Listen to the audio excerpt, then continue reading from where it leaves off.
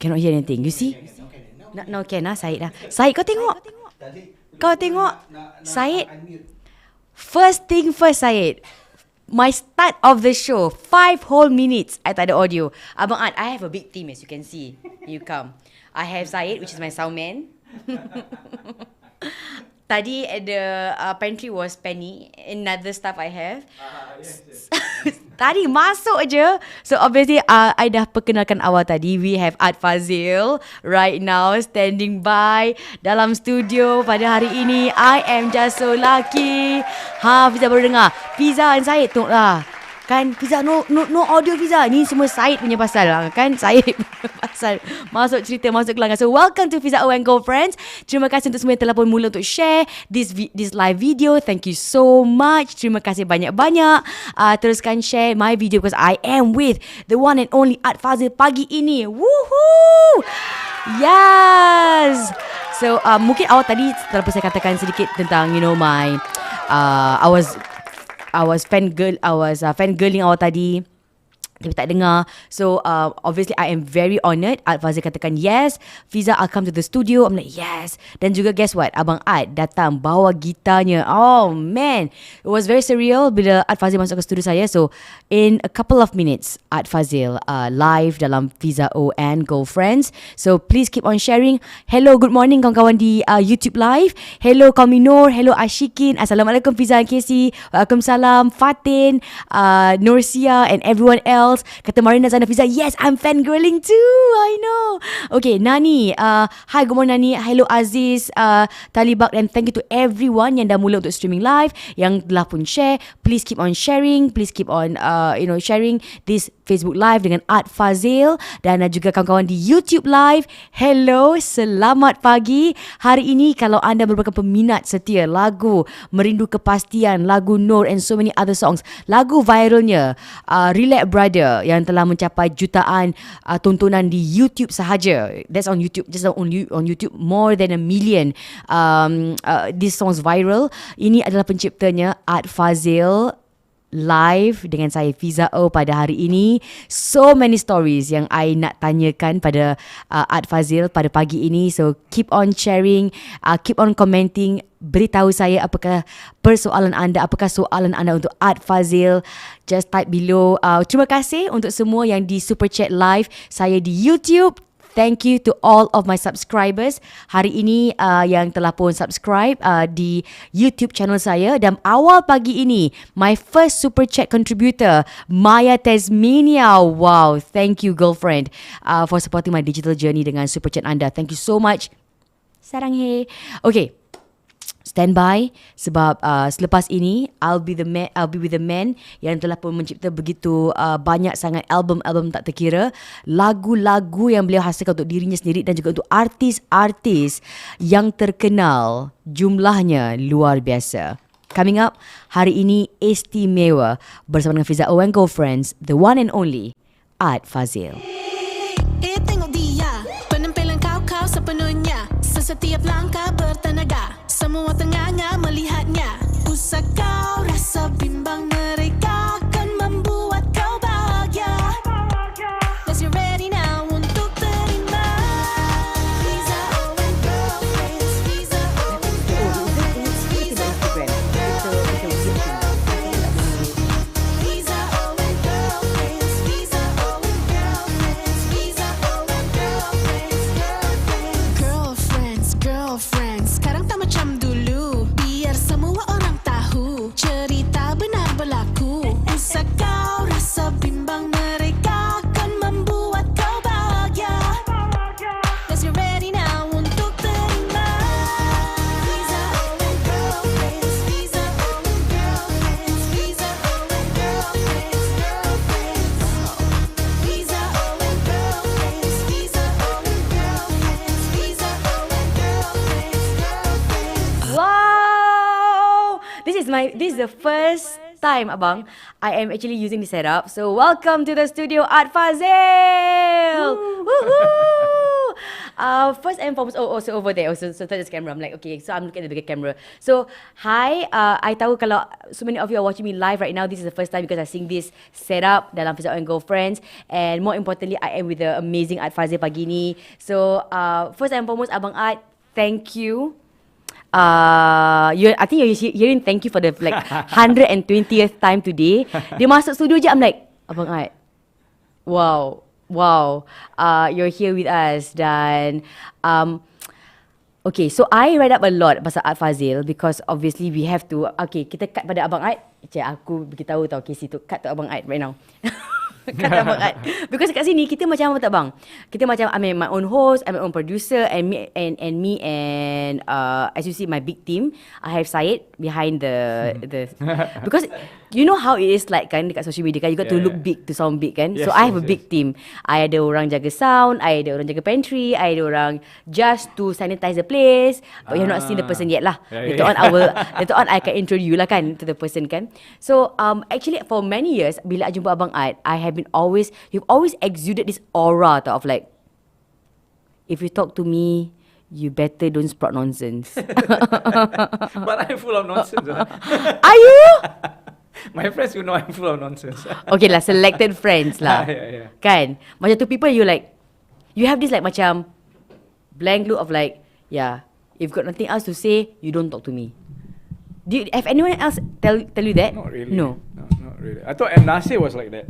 Oh, Abang M. Nasir, yes. Yeah, M. Nasir is like that, yes. I mean, I know of him like that. Memang. Tapi dia pun depends also dengan siapa. Kan? Yeah, kalau dengan very close friends, close circle is okay. Once he starts talking, you will.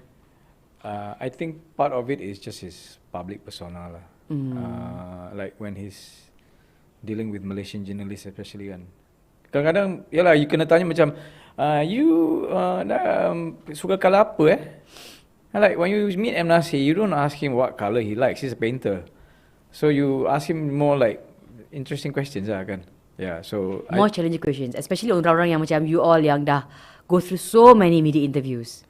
I think especially kalau macam journalist tak buat homework. Yeah. So it is like bila imagine kalau orang tanya M. Nasir, bila Abang Nasir mula dalam career dalam music? I'm like, okay, obviously if you somebody ask M. Nasir or Ramli Sarip, then you know dia ni tak buat homework. Yeah. You don't ask a legend that. You should know, or you already come in already knowing, and also knowing that your audience know who this person is. Tak very introduce balik and but depends. Some people are okay to talk about. I mean, depends on the topic, subject. You know, like I mean, I don't mind talking about how I started. Apa semua. Selalu orang tanya juga. Kadang-kadang, you look at siapa. The angle of the interview. The angle and the person also, which generation. Sometimes I get Polytechnic students, NUS students, when they're doing their thesis or something they ask me questions. So, you just, for me, I'm okay lah. I'm just like, you've got time for coffee, I'll talk lah. And you have a lot to talk about. Well, yeah, I guess, yeah, like everybody else. I'm sure. Kali pertama saya nampak Abang Art, I think it was in the studio. I cannot remember exactly because kita ada beberapa, in the good old radio days when kita ada banyak event kan, we jarang call Abang Art because we're like, it's Art Fazil, so we gotta call him for certain important matters. Only masih kat Caldecott kan? Masih kat Caldecott. I like the place. Ya kan? Dia macam this homely that's how we started vibe. Anyway, I mean, this generation of people in the media, at least before year 2019 or something, or 2018 when did you move from Caldecott? We moved, I rasa 2016. Late 2016. Sebab I ingat lagi, I think late 2016, yes. Sebab I ingat lagi when I came back from maternity 2017, I did not say the final goodbyes to Caldecott because I was on maternity leave. And then when I came back, dia dah macam the new building dah. So I had to like macam quickly adjust to a different working environment. dekat sana. Because the old Mediacorp dia ada macam ada corners for you to like Yalah, certain area for you to lepak and sembunyi. Kan banyak hantu pun. Ada banyak hantu, yes. I'm sure you are well acquainted. I've not seen any, but I think banyak, especially artis lama, they tell you stories. They will tell you stories, what they've seen, what they experience. Siapa bang that kali? Tak, tu aku tengah sourcing tau untuk my husband punya show pula. Tanya Kak Rahmat Rahim. Oh, Kak Raima. Fantastic. Okay. So that time I was, in contact with Kak Raima. So yes, okay, fantastic. Mungkin I can Ask Kak Girl. She's because she's there. She started way before kan. I mean, masa zaman TV black and white. So I'm sure diorang ada lagi more interesting stories. Yeah. I've got so much to ask you. You got time. okay, but before that, there's so many albums. Tadi I did a bit of a tease of the amount of albums that you've had. Oh, ni comments Okay, hi Fiza. Kejap mana ni? So, let me just expand on this. Good morning. Assalamualaikum Abang Art. Hello Fiza O. Waalaikumsalam warahmatullahi wabarakatuh. I'm cooking while listening to both of you. Terima kasih Mat Pop. I have so many people watching us live on YouTube right now. Terima kasih everyone on YouTube. You can share it on your personal platforms. Mat K-pop, Daos, Lilies, and everyone who has just. So I have this thing on YouTube abang, which is called the Super Chat. Super Chat is when I go live and then they can actually sumbangkan duit in terms of super stickers or money to support me in my digital journey, and and they've been so kind in doing that every single day. So I had a lot of fans who said that, wow, Fazil is going to be live dengan you Fiza O pada hari ini. So thank you for that. Terima kasih banyak-banyak.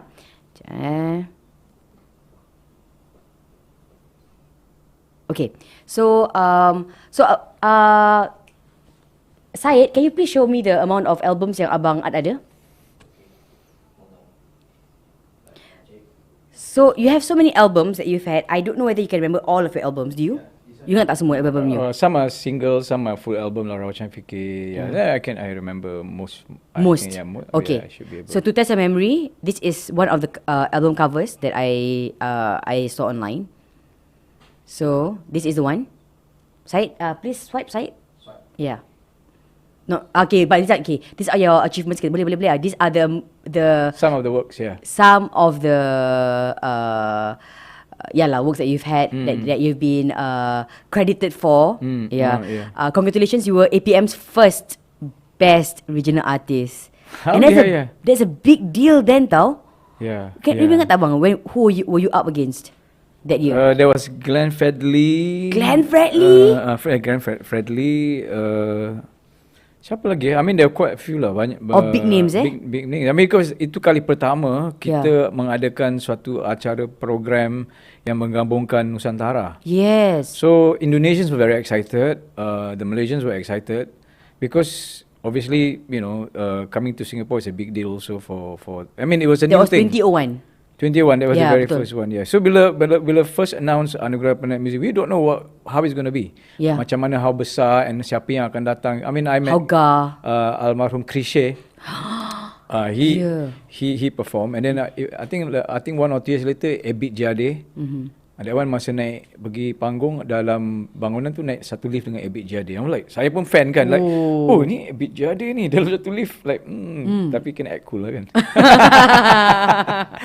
But he's nice. But yeah, it was very interesting lah. I mean, I think kalau tak salah dapat 7 pencalonan, dapat 4 kalau tak salah. Best album, artis terbaru, artis solo terbaru lah. Itu pun ada yang pertikaikan sebab I've always been with Roshan Fikir. Tapi tu kali pertama sebagai album solo artis solo kan. Jadi dikategorikan sebagai artis solo baru sebab before that dengan band. So that was like, kenapa Fazil artis baru? Dia kan dah lama dengan Roshan Fikir. Ya, lama dalam industri tapi as a solo artist. That was your first dalam kategori album lah. I mean, I didn't ask for it. Dalam kategori panel tu, I qualified. So You met the requirements anyway. Sebab itu adalah album pertama you, lagu Nur, Rindu Kepastian, Yakin, banyak juga. Itu pun bila masa bikin album pun macam we don't know there's going to be anugerah, and then bikin sebab nak bikin. Lagu dah ada, and then itu pun saya balik daripada London 99, saya fikir I need to do one Malay album. Saya buat. Then year 2000 release. Ujung tahun 2000 saya balik London because I was doing a course dekat Guildhall School of Music and Drama. So balik, dan bila dapat tahu pencalonan and ini, saya balik for sekejap lah untuk program Anugerah Planet Music.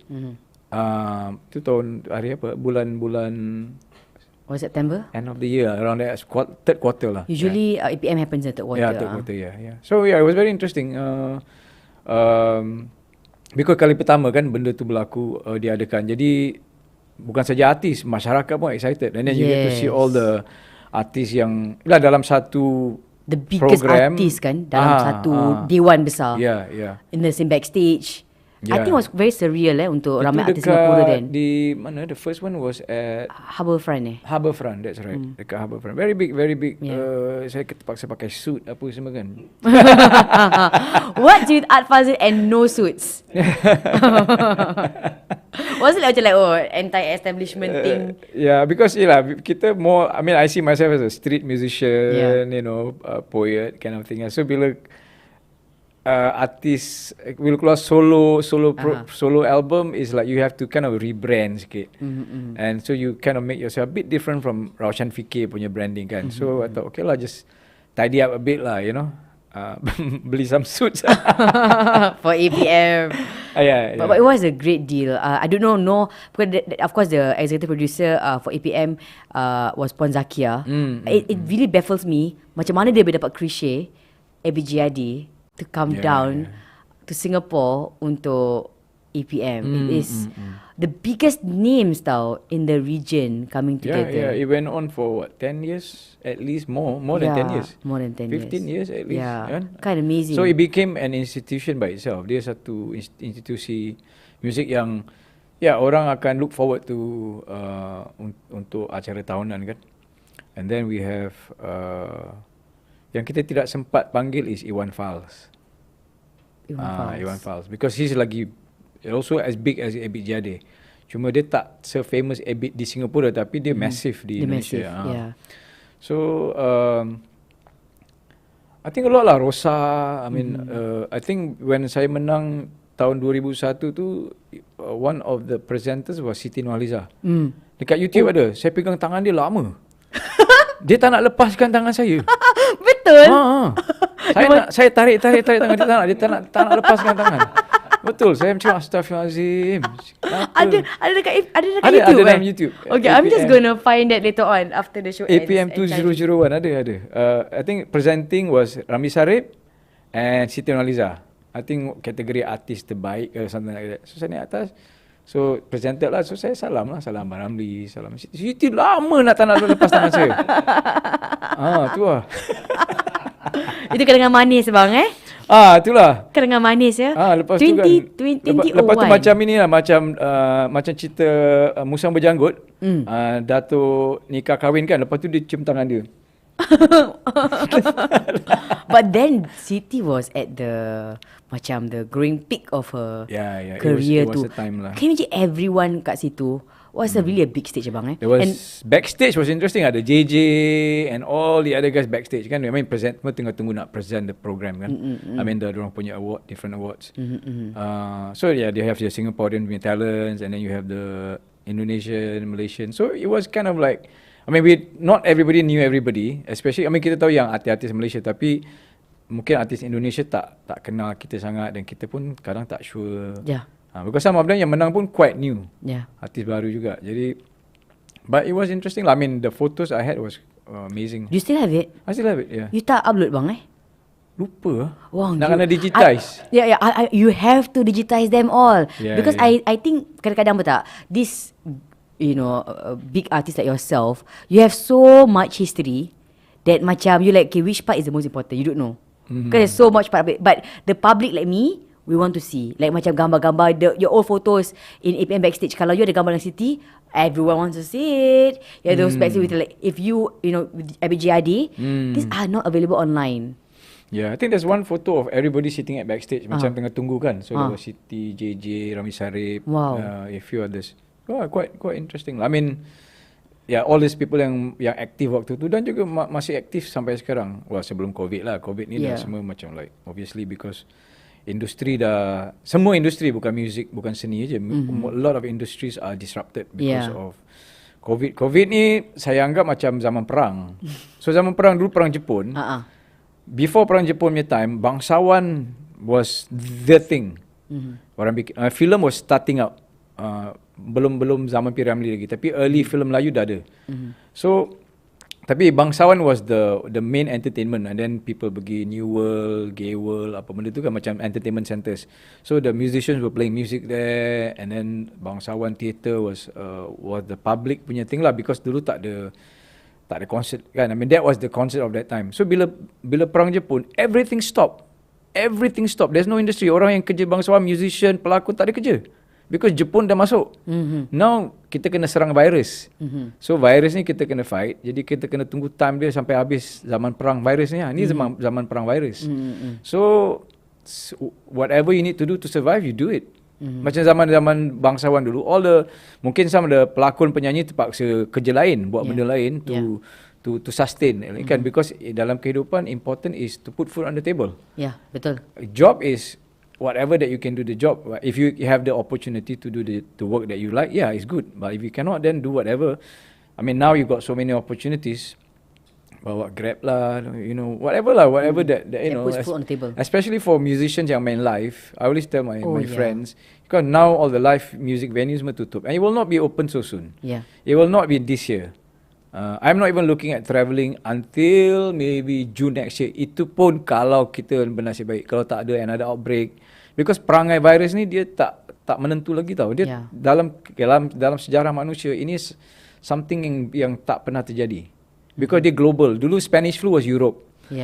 SARS pun was contained around Asia. Now they hit everything, every country except Bhutan maybe yang tak kena. One or two countries yang masih safe lah, because diorang tak banyak inward travelling. Tapi sekarang ni because of global, this is part of the issue of global travel. Kan, infection dekat Wuhan, besok dia travel out, pergi Singapore, pergi USA, confirm infection. That's how it spread. So it disrupted Hollywood, even concerts. Rolling Stones was to do another tour, stop. So benda ni dia satu yang dia reset button. So bila reset ni, you also can reset your life, do something else, learn something skill. Saya baru, this one not many people know, I'm saying the first time in your show, saya baru dapat diploma in retail. I did an online course through Skills Future Last year. This year, baru January lepas ni. Congrats. Because there, I mean, Singaporeans, kita ada all this peluang, you see, and this is your money, bukan government's money. Government manage your money, it's your taxpayers' money, your GST money. You pergi Sheng Siong 7%, you pergi NTUC 7%, tu duit you all pakai, belajar bikin kopi ke, whatever. There's so many things on Skills Future you can study, So I took this because a friend suggested. I said, okay lah, why not? I mean, it's related to music business, because cuma dia more on retail, but it's business about buying and selling stuff. So music pun part retail, jual t-shirt, jual music. I would love to take it up. Right now, you are inspiring me untuk take up that course. I will find out more. But it's interesting, and it was cuma dia full time. Full time it was 1 month and a half. Kalau part time, it will take you twice the number of time, maybe 3 months plus. So hari-hari, how many hours kami belajar? This one was intensive.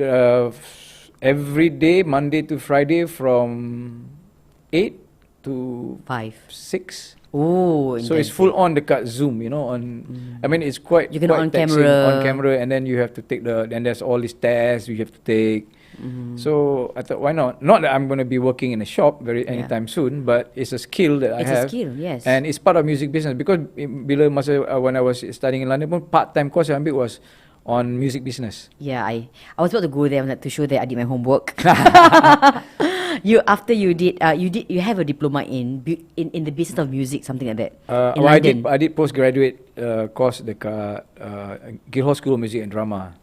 That was about 3 years, and then after that I took a short course, like certificate course on music business, just to know because that was early 2000 something. Jadi dunia music changing because of downloads, MP3. Nak tahulah, because When you took that postgraduate punya course, then CDs were a big thing lah kan? It was CD. Then, it was the transition period. Yeah. In fact, by 1997, saya dah start dengar pasal MP3. Cuma obviously the punya teknologi belum canggih and how to distribute. So bila Napster came in, tiba-tiba it's like, wow, you can download for free, you can upload for free, stuff like that. Itu yang tiba-tiba record industry kalang kabut sekejap. Because record industry still rely on physical product. Because the profit margin for CD besar. You sell 3,000 CD kat Singapore, you can basically you have average you have made your salary for 1 year. If you have sold 3,000 CDs in Singapore. And you have sold more than that. Well, plus minus. Not all the time, No. Yeah. Wow, but there was 1 year, 20 of what year was it that you were number 1 for Compass punya one of the 1997. Dua. Satu is for top English songs for lagu Sometimes When I Feel Blue, and then for DK Fikir. So around 95, 97 that time. Yeah, because diorang calculate afterwards lagi 1 or 2 years after kan, based on royalty punya calculation. Dan kita tahu when you're number 1 in Compass for that year. Okay lah, I mean cuma je lah Singapura kita punya pasaran tak besar kan. So macam ni, kalau you sell 3,000 CDs atau cassette in Singapore for let's say population of 500,000 orang Melayu, you multiply now 50,000 orang. So you calculate. So that's how the record label calculate. So it's not I mean it's quite a big deal obviously, tapi kita tengok dia punya percentage why Indonesian boleh jual besar because ramai orang. Betul. So this is the thing. Saya kadang-kadang dengar jumpa orang, Singapore tak boleh cari makan music Yeah, depends what you mean cari makan. Because that you can teach in school, you can do tuition for music, or you can do perform malam live. So different aspects. Cuma in terms of selling kita punya produk, dia macam gini. Kalau you jual songkok kat masjidnya hanya boleh muat 100 orang sahaja. That is your pasaran. Dan tiap-tiap hari tiap-tiap hari orang beli songkok walaupun the capacity is 100 people. So sama, Singapura population dia dalam 700,000 orang sekarang. So dalam 700,000 orang tu ada pecahan yang minat muzik ini, muzik itu. Ikut mungkin suka pop suka hip hop. Ada yang suka lagu nasyid, ada yang tak nak dengar muzik, kata muzik haram.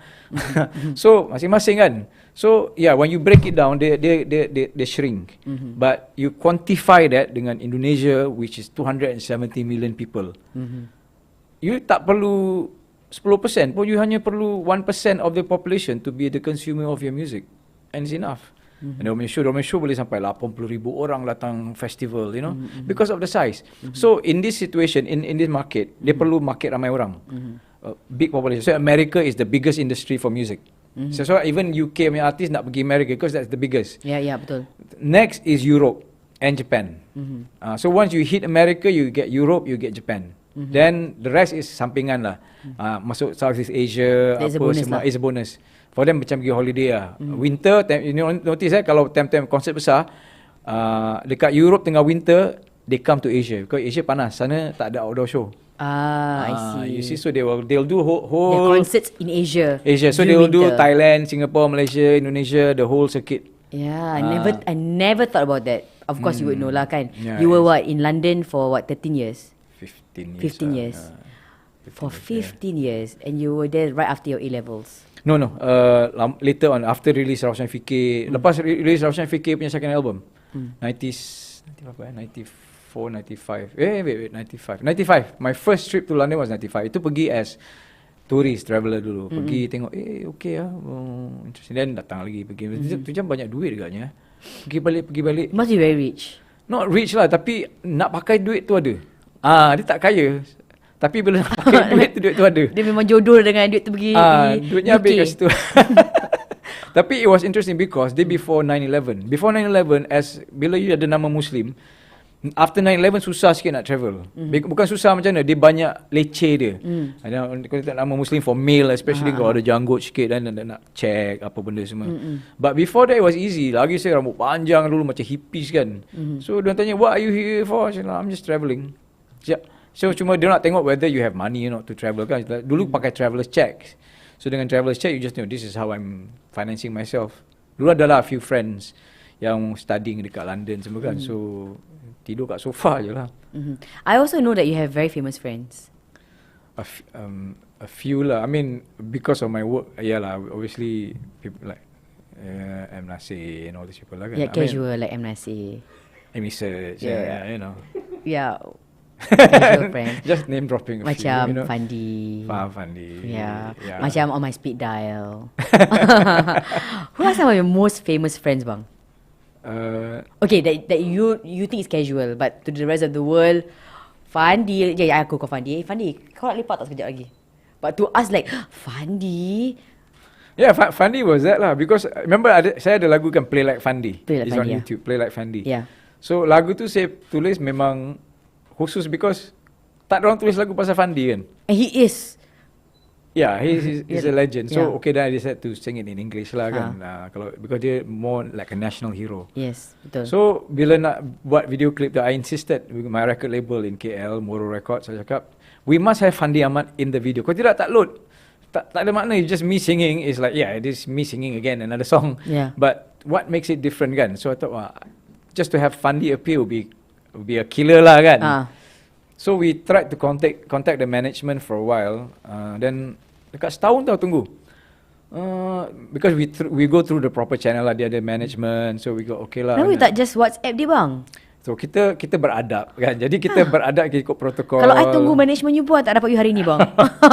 So tunggu. Lambat sangat dia cakap, no, cannot be lah. So just call Fandi lah. Fandi. See? Ni lah nak buat video ni, I'm sure your management dah kasi tahu makan. Boleh tak? Wah, this weekend when you free? Dia cakap, I think another 2 weekends they free. Then we just spend about 1 hour just shooting the video. Yeah, and then we got it done lah, and that's there lah on YouTube. Selagi ada YouTube, ada lah video tu kan. Kalau like management you talk to management dia, you like 1 year. You call Fandi terus, next weekend dapat. And you're like, okay Fandi jom bro. Okay, can. And Fandi is my hero because before I started music, I was a crazy football player. I was a school soccer captain. Then masuk FAS Milo Soccer School. So cita-cita tu nak jadi soccer player lah kan. Macam Fandi Ahmad lah. Because Fandi is everyone's hero. So I was lucky, my generation was lucky to see Fandi Ahmad from the start.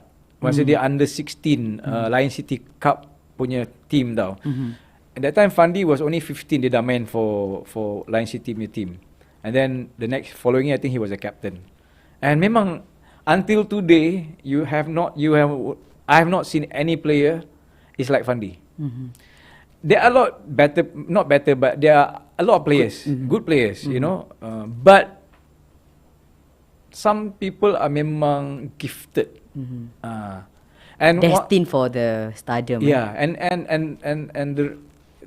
and one of the reasons I decide to go to London is because Fandi main bola kat Europe. So my logic is, kalau Fandi Ahmad boleh main bola kat Europe, Fazil boleh main music lah kat Europe. But I was innocent, bodoh-bodoh kan. Like, fikir, boleh lah, terjun je. And the thing with Fandi, when because I've known him through Busra Connection, dekat dulu kedai abang Faris, almarhum Faris Mari'i. That was the pot lah for the Malay musician, footballers, Fandi Ahmad, Malay Awab and all that in the 90s. So we used to be able to watch football match, and then lepas game kita dapat lepak dengan Fandi. So he will talk about the game tau. So one of it is bila dia score goal, dia akan cakap, I hope people remember that goal berulang balik. So you know dia punya commitment to football is amazing. Not just main bola and score tau, but to give to your fans yang datang tengok. For me that was my wow moment, like wow, this is a different take on football. Because he scored the goal for his fans. And that is the commitment of football of Fandi Ahmad, which I was quite lucky to actually learn from, you know, because they're a few years older. So I get to see the behind the tabi, the story behind the scoring of goals. Scoring goal, and also how many who his girlfriends were back then, right? But yeah, we cannot talk about that now. We'll take it offline. I am very privileged to have this offline. Wow. Talking about the girls, so I did my homework. Tadi bila abang, I was like, some people don't do homework. Tadi pagi baru I cakap dengan Gisi, I was like, you know what, abang Ad semalam, so we had a small little chat lah on WhatsApp. I mean, you don't chat with Art Fazil, okay? You jaga your boundary with Abang Art. That's just like a small chat. And then he's like, okay, Fiza, this is the article. And I said, you know what? I don't know why, but he gives me the Zakia Halim vibes. Dia like macam, this is something you better read up. I'm just letting you know. But which is a good vibe. Macam, but that kind of, I mean, not many people have that charismatic punya natural aura-ness. I don't know how to explain this, and you do. So talking about girls, I read an article saying that as a footballer, you were a footballer before, and then you branched out into music. You started music. You're like, actually, girls are more interested in musicians. Maybe. I mean, in your personal experience. Something about footballers and musicians. I don't know. Well, entah. Maybe I don't know. I pun tak tahu kenapa. Mungkin I'm not complaining, but Spill it. but tapi mungkin because kita deliver something which is From the soul. and then music dia something yang lunak, menarik, and then dia it's untangible kan, intangible punya benda, and then entah, dia ada macam magic, tak tahu lah. Mungkin music ni black magic, tak tahu. Because maybe apa tak, okay, ni I cakap from the girl's perspective lah.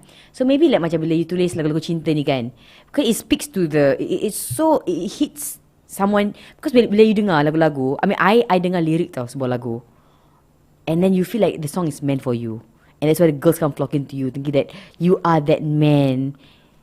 Okay, correction, they don't come flocking to me. Well, a few, but no.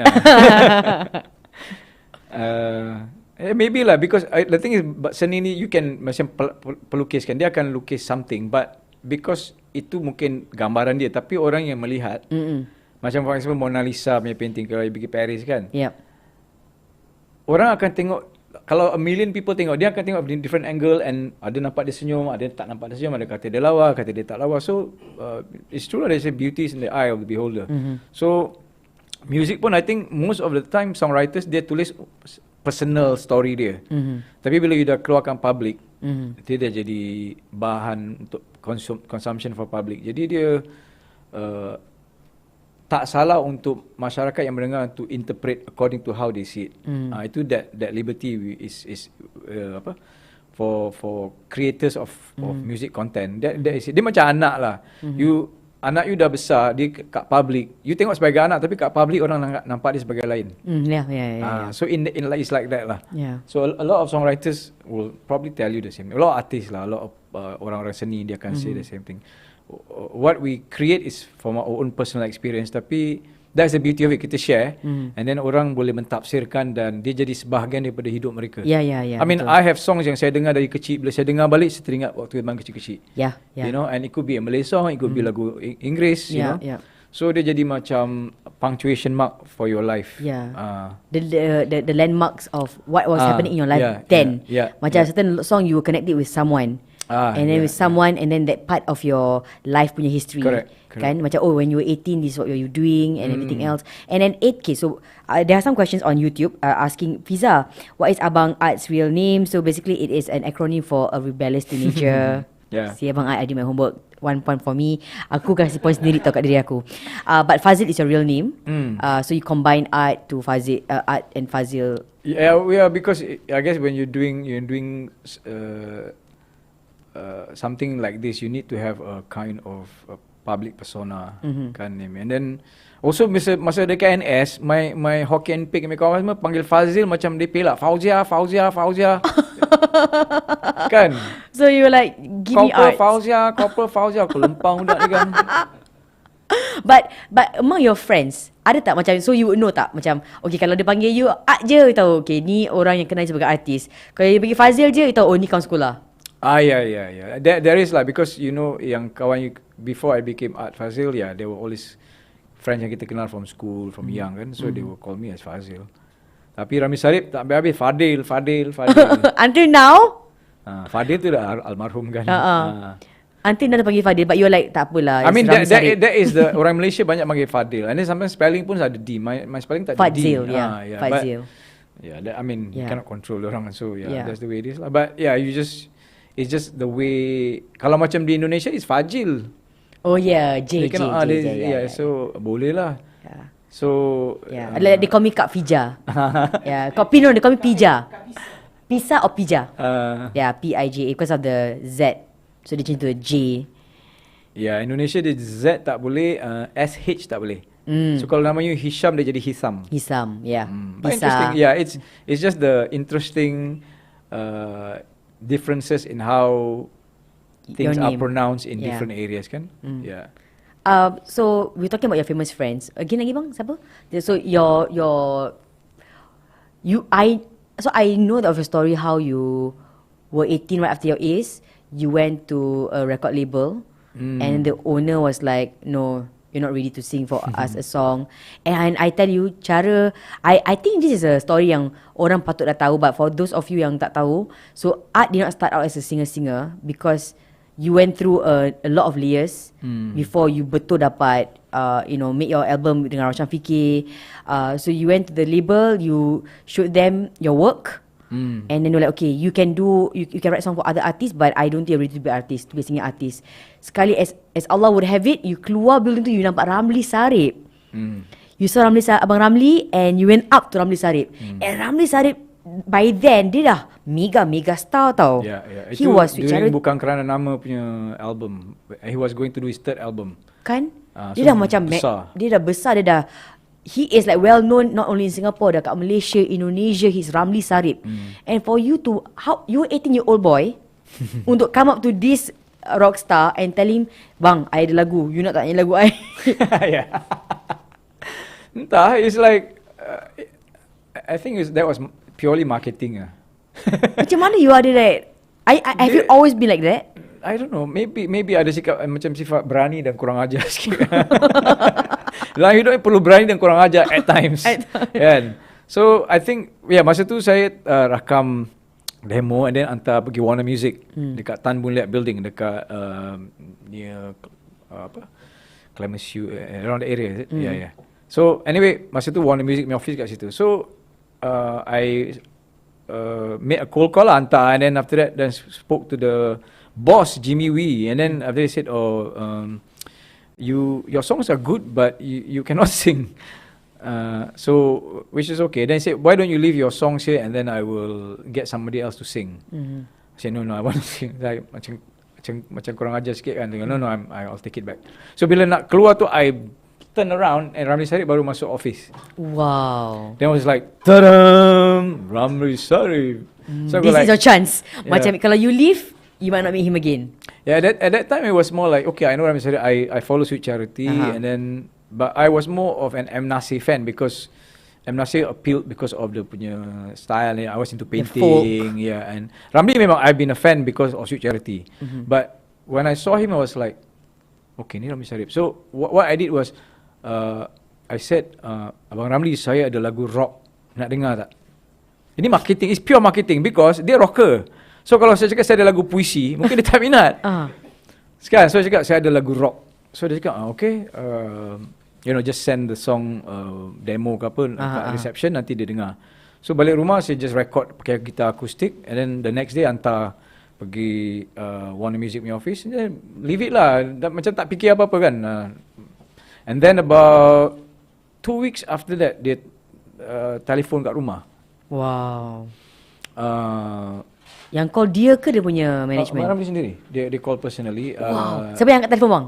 Okay, mak saya angkat. Masa tu saya tengah main bola bawah blok. Habis? Petang-petang. So, biasalah masa tingkat 3 kan dekat Ang Mo Kio. So, telefon. So, Fazil, balik. So, naik atas then the phone, angkat phone and then go like, hello, ini Ramli Sarip.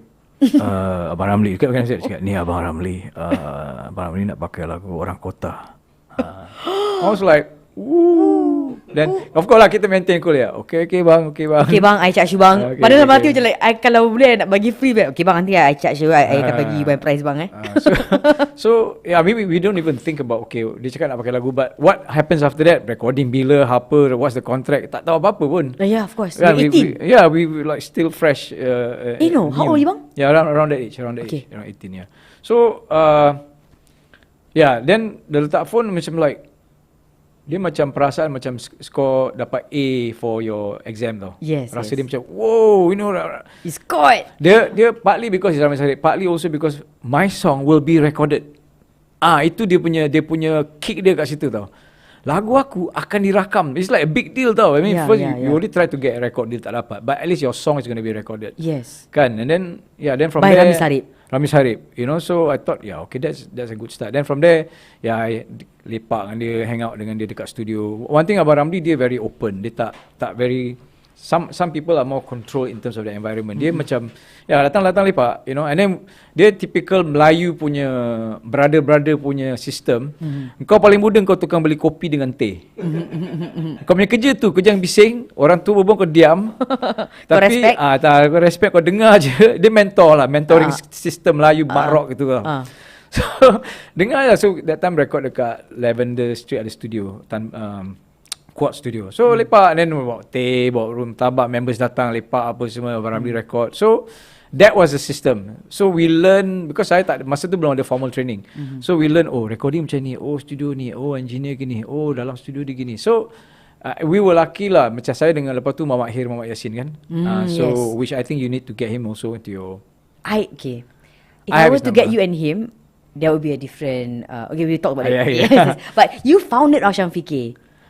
Okay, what started about Roshan Fikir was Arwah Hisham Jamil, Mamat Yasin and me. And until now orang ingat sampai bila-bila. Ya, alhamdulillah kita because we did with sincerity. Kita fikir pun bukan pasal nak because dia dah macam kita buat lagu, kita nak kena keluarkan benda ni tau. Kita tak fikir macam can it be a career, can we make money out of it. Kita tak tahu benda pun. Kita tahu kita ada lagu, kita nak rakam. And then the time masa tu lagu-lagu style Roshan Fikir tak popular. Masa tu zaman rock kapak. So we couldn't get a record deal for sure. So kita jadi entrepreneur. Yeah. I ingat lagi album cover you is the white one. Habis depan macam ada rumah, rumah semak-semak itu dekat sampai orang take car belakang-belakang dekat Rexmate area. Itu kaset CD bang time Both. It was photographed by Wee Kim, who was working for Russell Wong Studios. Okay. So they were pretty cool lah. I mean, they were contracted by Pony Canyon to do all the photography. The reason why I grew up with Roshan Fikir was because my father bought your album. Kita dengar lagu tu hari-hari. I remember them all of her tracks. Ada Adlif, Mim Lamsin. Yeah. Ada Pesta Perut. So many. All of it were hits. Because we were lucky sebab tiga-tiga songwriter. So okay, I was kind of like the producer for the album. So bila kita nak buat album, saya tanya, okay, give me all your songs, your best. Tiga-tiga So dia akan hantar dalam 5 lagu. Then saya akan pick. Okay, ni kita tengok, okay, what is the story. So and that's how we started lah. Because actually the idea is Arwah Hisham Jamil. Dia cakap, daripada kita tunggu dapat rekod ni, kita buat sendiri sudah. So there was a semangat DIY tau. Very punk punya attitude. Mahal tak bang kalau buat sendiri je? That time mahal. Now it's very cheap. Now you can do home studios. Betul. Yeah. But at that time at least will cost us at least 15 to 20,000. Oh, that was big money in the... Yeah, because kita kena sewa studio and then bayar, producer, musician, all that. Tak termasuk printing lagi and all that kan. So we had to be... we were indie before indie became cool. In the instant we were... See, the thing is dalam music dia ada seni. Dalam seni ada business. So kita tak nak terpaksa belajar pasal the business side. Yeah. So because sometimes when I talk to some musician, dia orang tak interested in the music business. They interested in the music. Tapi bila kita beli tali gitar pun dah kira business because dah ada transaction. When you buy a guitar string, you dah keluar duit. That is your capital. Kan? So how do you get your capital back? It's basically like that lah. So Arwah Hisham suggested kita buat sendiri sudah, kita kumpul duit sendiri and then kita just hire studio, kita record. Dan waktu tu saya rapat dengan Abang Eddie Marzuki from Flybeats. So he was already doing work with macam lagu-lagu Alley Cats, Flybeat, dia banyak buat arrangement. Ini semua konteks daripada yang berantai dari Ramli Sarip. Ramli Sarip, because he was also working for Abang Ramli. So bila kita lepak, kita kenal. Tapi Marzuki big name very big name. Lagu-lagu kalau kita dengar lagu-lagu Flybeats, all the string section dia yang arrange. Dahsyat. Lagu Puas Sudah Kau Melu, all that violin section dia arrange. Lagu-lagu Alley Cats. In fact saya kenal Abang Eddie a lot old before lebih lama daripada kenal Abang Ramli sebab waktu tu saya aktif kat Masjid dekat apa ya, Muhajirin. Muhajirin. Muhajirin, Masjid Toa Payoh kan. So he was involved in macam belia punya work. And so kita, I think masa tu saya sekolah Westlake Secondary, so selalu semalam Jumaat kat situ, dan kenal budak-budak situ, dan kita lepak. So this before saya even started writing songs for Ramli Sarip. Then you were like maybe 15. Yeah, around that time. Macam like, oh ni Abang Eddie. And then dia tulis lagu dia pakai macam, dia tulis, dia tak pakai keyboard ke apa tau, dia just tulis je, dia punya score. And dia gifted lah, dia boleh, dia tengok notes, dia dah tahu bunyi apa. And I tengok kadang ada one time really? macam belia punya camp kita, abang tengah buat apa? Oh, tengah bikin scoring for Alley Cats punya album. Kita like, wow, dia buat Alley Cats punya album, dia tulis je dia punya notes. So until today, you know, he's a sought after arranger. So I was lucky lah. Saya untung dapat kenal orang-orang yang tak lokek ilmu, yang kasih kita lepak, kasih kita belajar dari memperhatikan.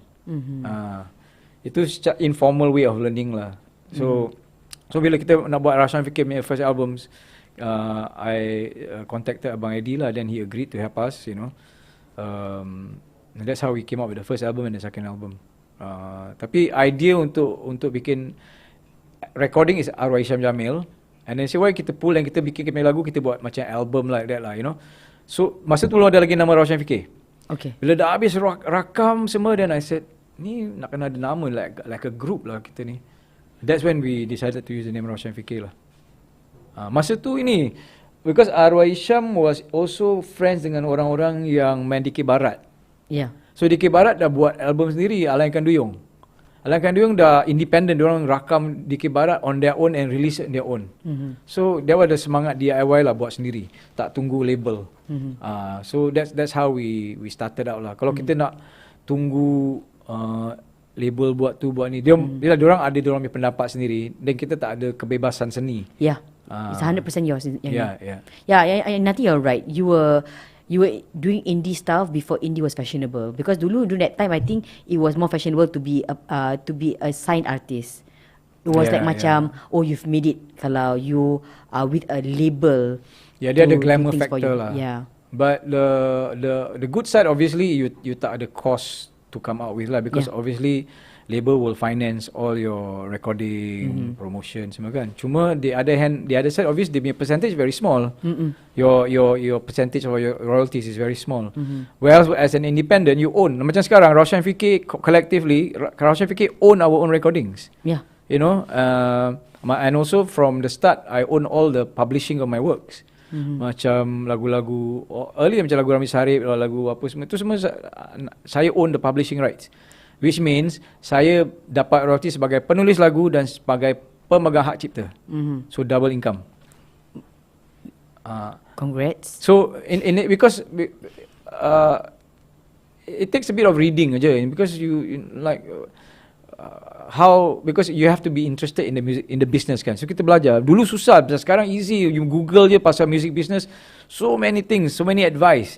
Dulu nak kena save money, pergi Tower Books, beli buku pasal music business. Yeah. You know, what you need to know about music business. Expensive tau dulu. And then so from there you baca, okay, this is production. You understand the business side. You have to understand the business. Kalau tidak, you are lost. I mean, in anything now, you kena ada the map in your head kan. What is the industry like? Then you can move on. Kalau tidak, you can't survive. You will not be able to sustain. Yeah. So and then like especially bila masuk zaman digital, kita dah terpaksa belajar balik. Ni apa ni, download apa benda ni, streaming apa benda ni. And then you know the percentage, how do you put your stuff online? Because now every song comes with a digital barcode. Dalam tiap-tiap lagu yang kita produce, sebelum keluar studio, kita akan letak, you call it digital barcode. The numbers lah, set of numbers. So it's trackable. So whenever the song is played on radio, played on YouTube, played on iTunes, Spotify, we know. Because kita dapat dia punya logistical report. Because kita ada, we call it aggregator, orang tengah yang akan tolong distribute. Yeah. So these are the information lah. These are all the technical stuff on the music business. How music is being monetized now. How do you get to make income lah from your music. I know for sure that lagu Merindu Kepastian, who was the first singer of that song actually? Okay, lagu tu first recorded by A.emcee. A.emcee. And that was in 88. 1988. Oh my goodness. Okay, so semalam I uploaded and I was very sure Merindu Kepastian was a song written by you. I did some checks and all, and I know that was also sang by Ramli Sarip before. Was it Okay, sang? 1988 A.emcee record, and then 1990 Ramli Sarip record untuk album Ihsan yang ada Khatijah Ibrahim. So he recorded that, and then Dia nak nyanyi, dia macam mana cakap, like, okay, I want the song again that you wrote for A.emcee. Was that song written for memang for A.emcee ke? no, okay, kebetulan? masa A.emcee punya album Ramli Sarip produce. So as a producer, you make kerja is to collect songs. Kalau artis tu tidak menulis lagu, producer make kerja is cari lagu yang sesuai untuk artis tu, jadi dia boleh rakam. So bila Ramli Sarip produce, dia akan tanya, Art ada lagu tak? Head ada lagu tak? So kita akan contribute lah. Okay bang, ni ada lagu. Out of 5 songs, maybe 1 dia pakai, not all kan. Yeah. So kita hantar just to see whether dia boleh pakai ke tidak. Then it happens that dia suka lagu Merindu Kepastian, then A.emcee nyanyi. Then after that, tahun 90, album Ihsan, Ramli Sarip re-record lagu itu. Then tahun 1999, okay, what happened was tahun 2000 saya bikin konsert bersama Sharifah Aini untuk raise fund for Taman Warisan. Sharifah Aini. Yeah, this was at Victoria Theatre. Wow. Victoria Concert Hall.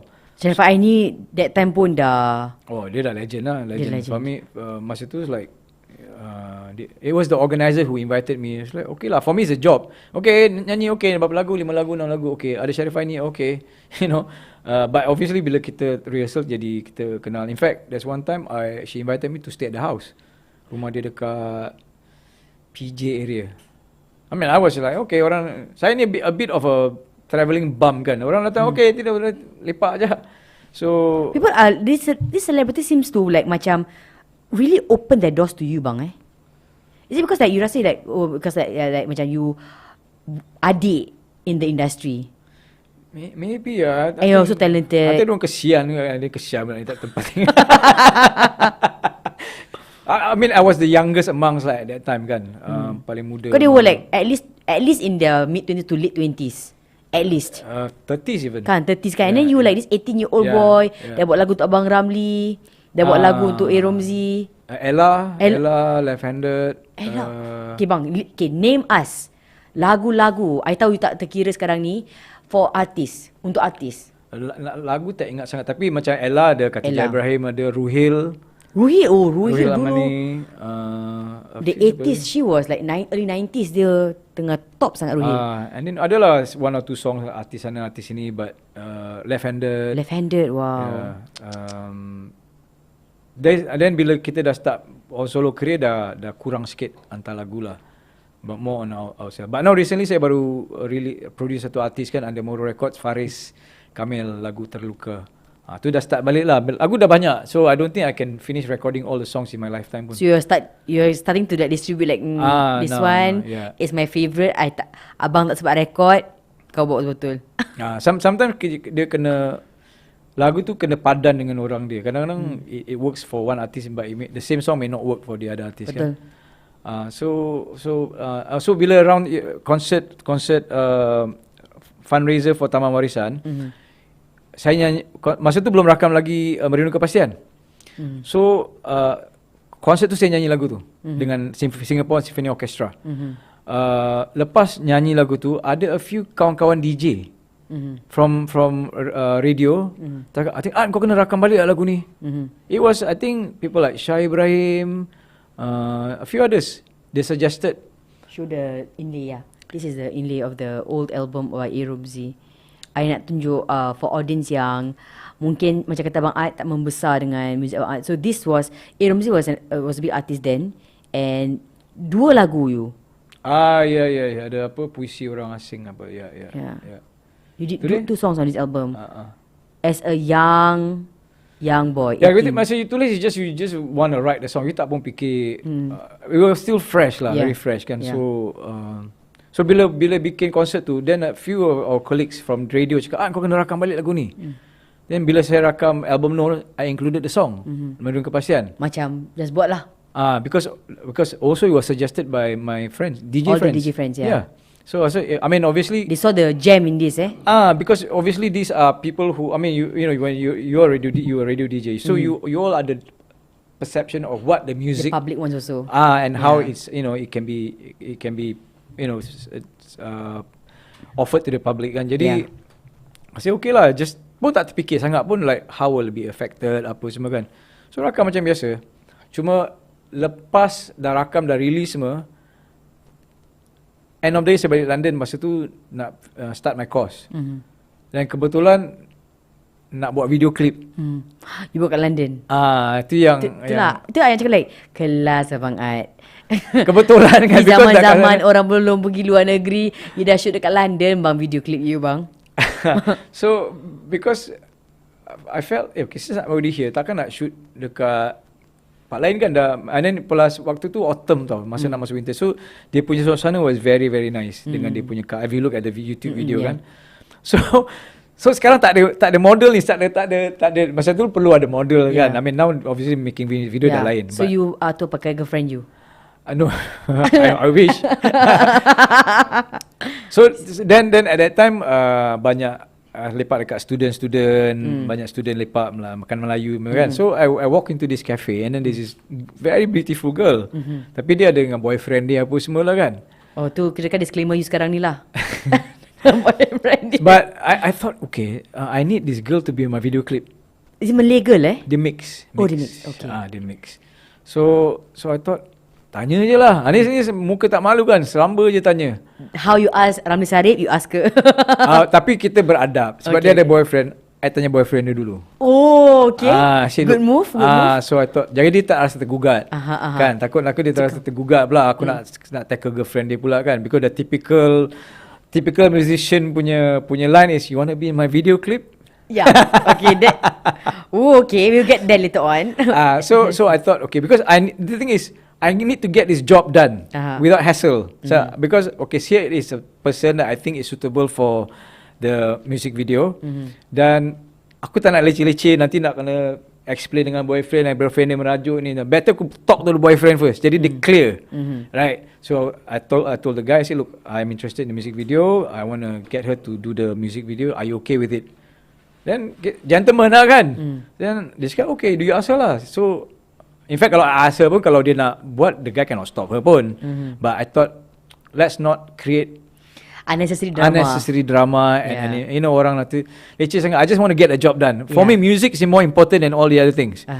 So eventually, she agreed. I talked to her. I said, look, are you interested? And she was very nice, a very nice person. Dia baik, Debra. And memang cantik. Orang dia baik. Dia cantik dan baik. Kalau cantik kurang ajar pun tak guna. Yes, saya setuju. Okay, so then we took like, at the time my friend is Zali, is Zali from Mak Yoyo, but now he's a big filmmaker in the filming industry in Malaysia. So dia agreed to come to London if I pay for his flight. Yeah. So okay lah. I mean, you know, so it worked lah. It worked. So we is a small production team. So eventually we got the job done and then it became what it is lah. Wow. Yeah. So Bang, I nak this is the one. Yes, this is the girl. And okay, so I actually asked kat Instagram I tau, to all the girls yang, you know, who has ever had a crush on Art Fazil. Allahu Akbar.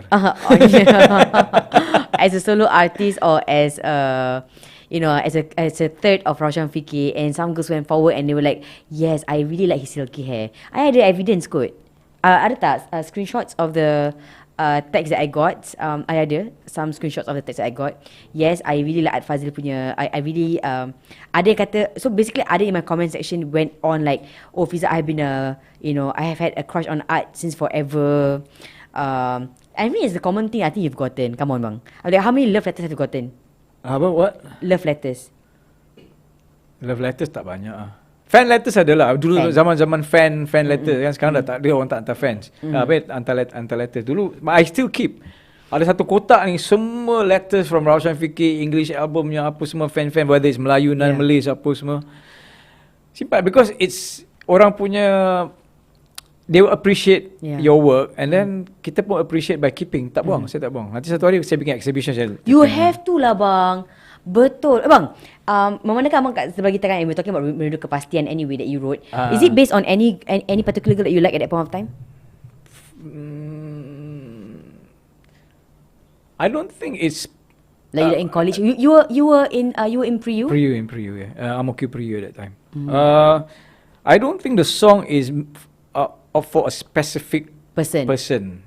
Tapi mungkin at that time saya ada crush dengan somebody lah. Maybe yeah. So that feeling alone is enough to you know. Tapi Merindu Kepastian ni dia ada magic. Lagu tu dia datang sekelip mata je. Masa saya tulis tu macam hampir separuh sedar tau. There are some songs, and a lot, not just me alone, but a lot of songwriters, creative people, they will tell you, bila they call it inspired moment lah. Bila dapat betul inspiration tu, you just download the songs. So macam for me is like, yeah, technically I'm credited as a songwriter, but technically secara jujur I just downloaded the song. My Wi-Fi antenna was open, whatever was coming in, I just lay it out. You know, so I always believe that ideas. That's why kadang-kadang kita fikir, aku dah terfikir tu idea ni, kenapa orang lain dah buat? Because kadang Allah turunkan rahmat dia, rezeki turun. So kalau kau yang bangun pagi and then kau work and then kau think about something and then you capture the idea and you work on it, you get it lah. Tu rezeki Allah dah tabur, dah kasih. Ni masing-masing punya. Okay, kau yang kerja keras, tu usaha dapat. So I think at that time dia punya tu turun, rahmat dia turun. Then music dia masuk, ini I pun macam menurun, masuk kan. So a lot of songs, especially lagu-lagu Raushan Fikir, early songs lah. For the millennials or the Gen Z yang tak kenal dengan Merindu Kepastian, I wanna abang, okay, I ambilkan gitar tu abang. No, okay. Like what was there any tweaks abang? Like I heard from some people that actually kan lagu-lagu ni kadang-kadang they have like couple of versions tau. Macam bila you tengah in your bedroom punya stupa, you were like you have this version. Bila you masuk recording room, this version. Bila dah add ni semua, another version. Yeah. I mean kadang-kadang you write lagu tu dia punya baku dia punya original tu lain. Kadang-kadang because dah masuk drum, masuk ada instrument, you dah kena balance out. So certain things maybe kena tukar sikit here. But secara essence dia, baku dia tak berubah. So yeah, most of my songs tak banyak berubah daripada the original. The original one that you want. Yeah. So macam Merindu Kepastian ni memang sampai sekarang saya tak boleh tulis lagu yang macam gitu. Dia datang sekali dalam hidup. Kan? So dia ada magic moment dia yang you. So And Merindu Kepastian is your magic song. Yeah, I guess one. Yeah, I guess yeah. It's something different daripada yang saya tulis selepas itu. Bila kita dah makin lama makin matang dalam music, kita dah makin pandai. Bila pandai sangat, kita lose the essence of purity tau. Kita dah kurang ikhlas dia dari segi pure bila macam ni Merindu Kepastian. Saya tak, bila saya tulis ni, andai kau menjadi pelangi, biar ku jadi, tulis. Dia bila dah habis je dalam setengah jam, lagu dah siap. Itu dia macam separuh sedar. Siapa yang main kuda kepang tahulah.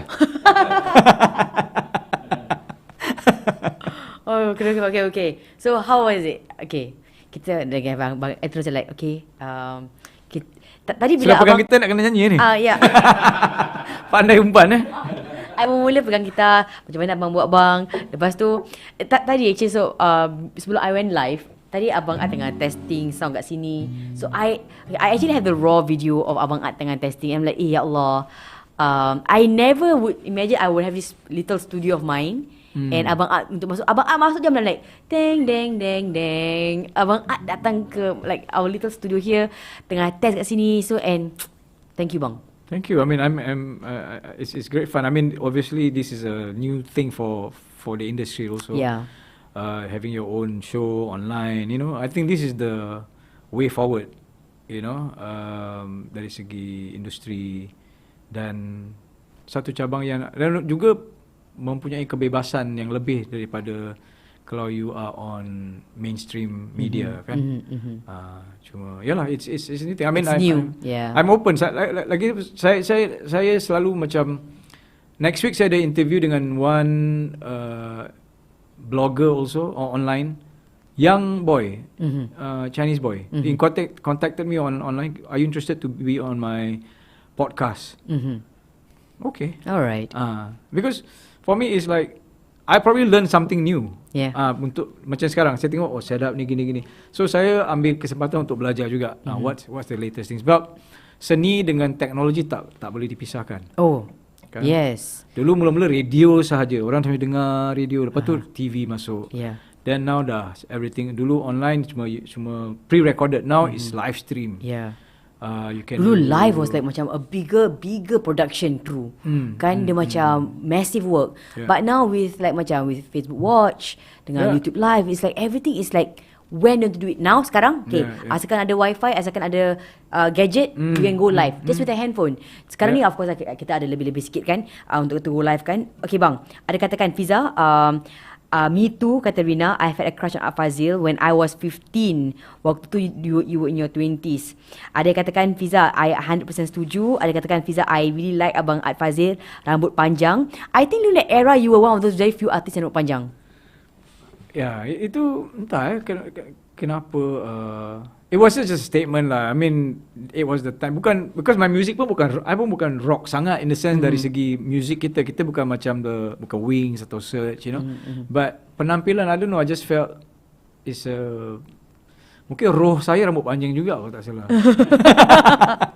Cuma ada interesting recently saya met Annabelle Francis. Dia cakap masa tu dia dengan Act 3. So she was telling us the story lah pasal when I went to diorang punya Ken Hill punya art center or studio whatever that time. Dia cakap, yeah, when you came in all the girls were going like, Art Fazil and his hair is in the building.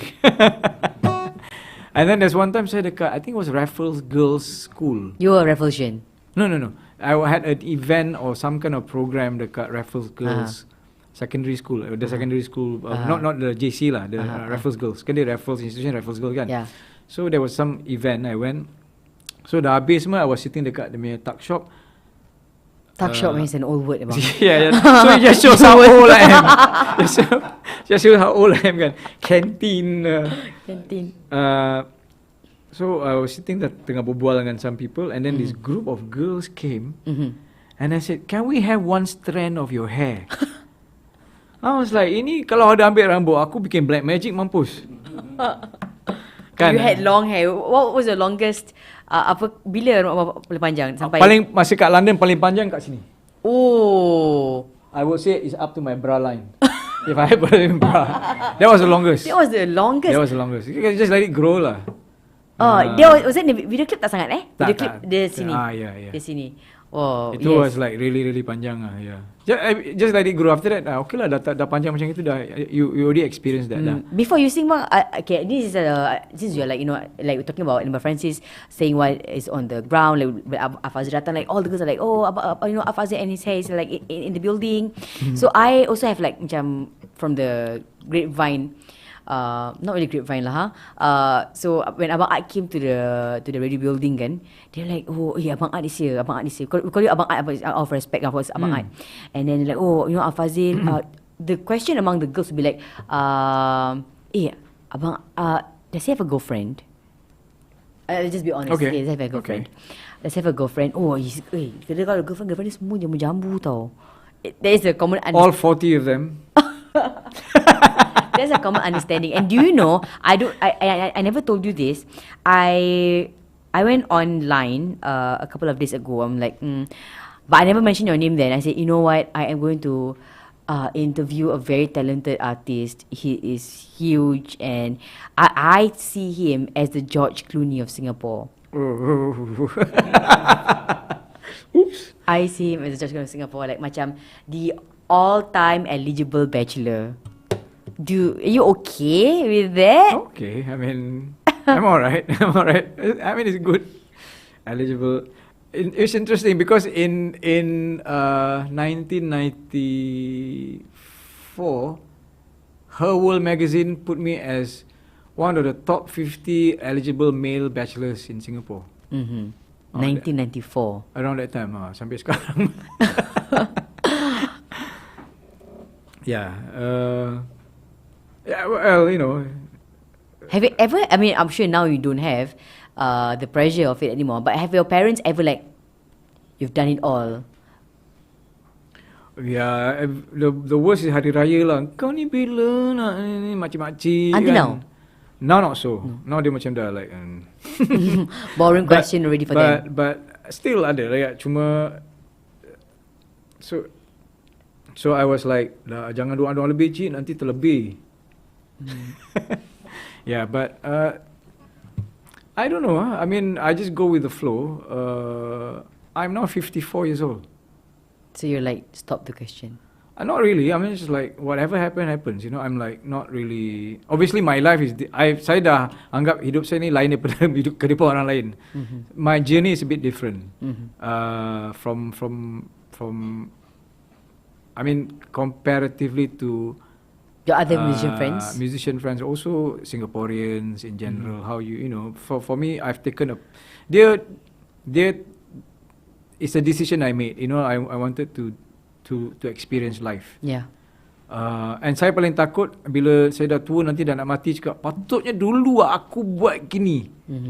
So when I feel like doing it, I'll do it so that saya tak nak menyesal. Patut dulu aku buat. Patut dulu tu dah kira macam loser talk lah. Pada saya. Kalau kita buat dah, that's it. Okay, I've experienced it. I mean, kalau saya tidak pergi London, I would have been in KL. My life would have been different. I would have done other things, you know. But saya opted to be in London for 15 years. To try something because saya curious. Saya ni orang ni curious. Saya macam London ni macam mana? So when I went to London, dia macam tempat ni ada apa sebenarnya? Something like that. So dan saya percaya that everything is written. Kan dah tertulis. Jadi dia just part of my life lah. It's part of my journey. I have another question for you. But I think can we hear Merdu Kepastian?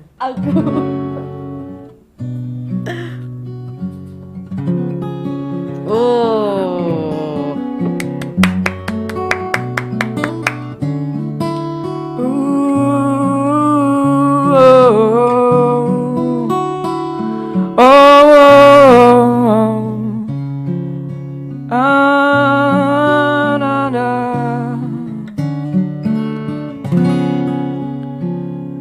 Andai kau menjadi pelangi, biar ku jadi awannya, agar kita selalu bersama.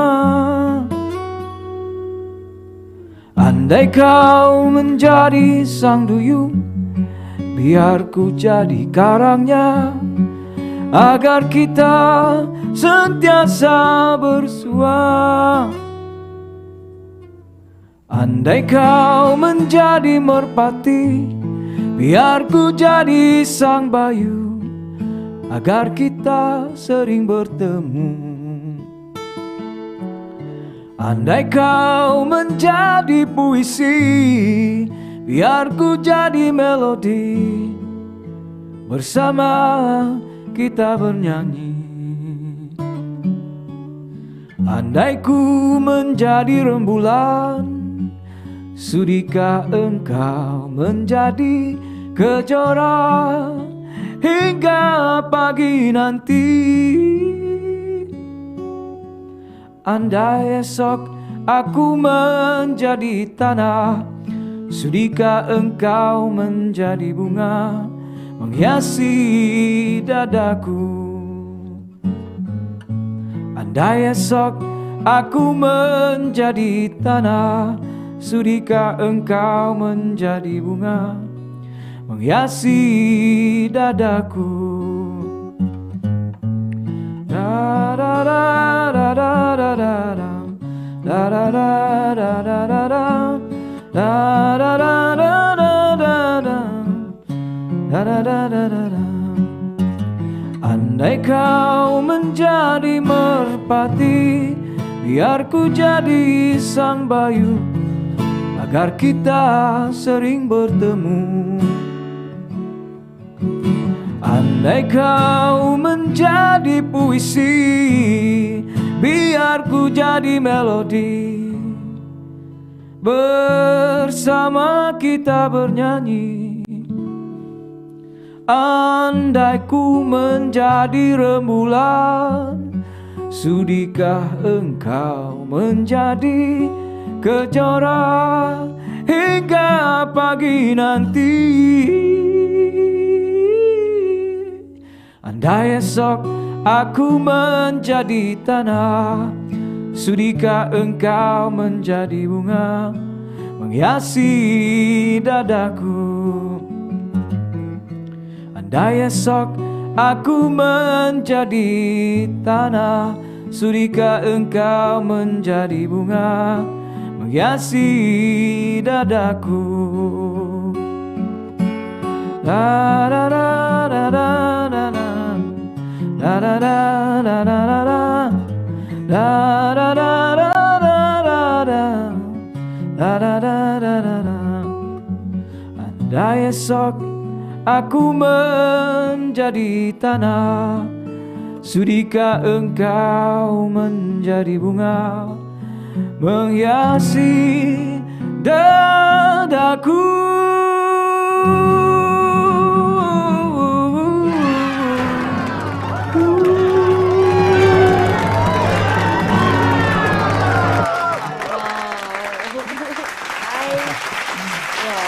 Recording this on my handphone as well as Abang Art is singing. Abang Art, wow, this song is like the ultimate romantic love song tau. Kalau if a man likes you, kan dia go like I nak tunjukkan lagu ni untuk you. Dia macam if I tunjukkan lagu ni untuk someone, it means like you know my level, I like you so much. You know, sampai ke kubur. Macam like macam gua cinta sama lu, so this song is for you, macam gitu tau kan. So I hosted some weddings and lagu ni is like usually part of the playlist or the groom akan nyanyikan untuk the wife kind of thing. Like macam I sanggup sampai kan this song as a couple of parodies. Kalau kau TV, aku jadi remote control. You know, you've heard about, I'm sure you've heard about it kan. Oh, so many fans. Okay, by the way, so I'm on YouTube right now, and of course Facebook Live, but I'm not able to see the comments on Facebook Live. I'm seeing the YouTube comments. Fiza, ya Allah, Fiza meremang, and the amount of people yang comment is not only the women but the men as well. Lukman kata kenapa lagu ni selalu meremang kenapa lagu selalu meremang? Yang kita tahu kan, lagu ni waktu pagi kan, pukul 4:30 pagi bang Lagu ni ada penjaga dia. Ada yang katakan Fiza, okay, so this is on Facebook Live. Fiza, I'm fallen in love all over again dengan Abang Art. Greetings from London legend. Ada katakan Fiza, lagu ni is such a scary art. Like, ooh. Ada kata Fiza, I cannot have enough of Art Fazil. I really need for another session. Oh, itu kalau Art Fazil free for another session Yang ni, kalau Fiza, I'm sorry, I have no time, okay Fiza. I don't have that much free time, okay for you. Fiza, yang ini best interview ever. I am so in love with this voice, kata Mira. Fiza, I used to hear the Arabic version. I'm not sure. Is that an Arabic version? No, right? But I really love this. Sampai tadi I menangis. Boleh mendengar. Pakai apa bang? Ni pakai barang apa bang? Sebab orang menangis bang. Masya Allah Fiza, suara dia is just like the, you know, macam tetelan kaset. Okay, I see a lot of comments actually yang membandingkan Abang Art dengan Al Pacino. You're like the Al Pacino of the music scene. Boleh jugalah, saya terima je. It's just a compliment. I don't know. Yeah. Actually, to be honest, you've heard of it? Al Pacino dengan saya hari bulan lahir sama hari, 25 April.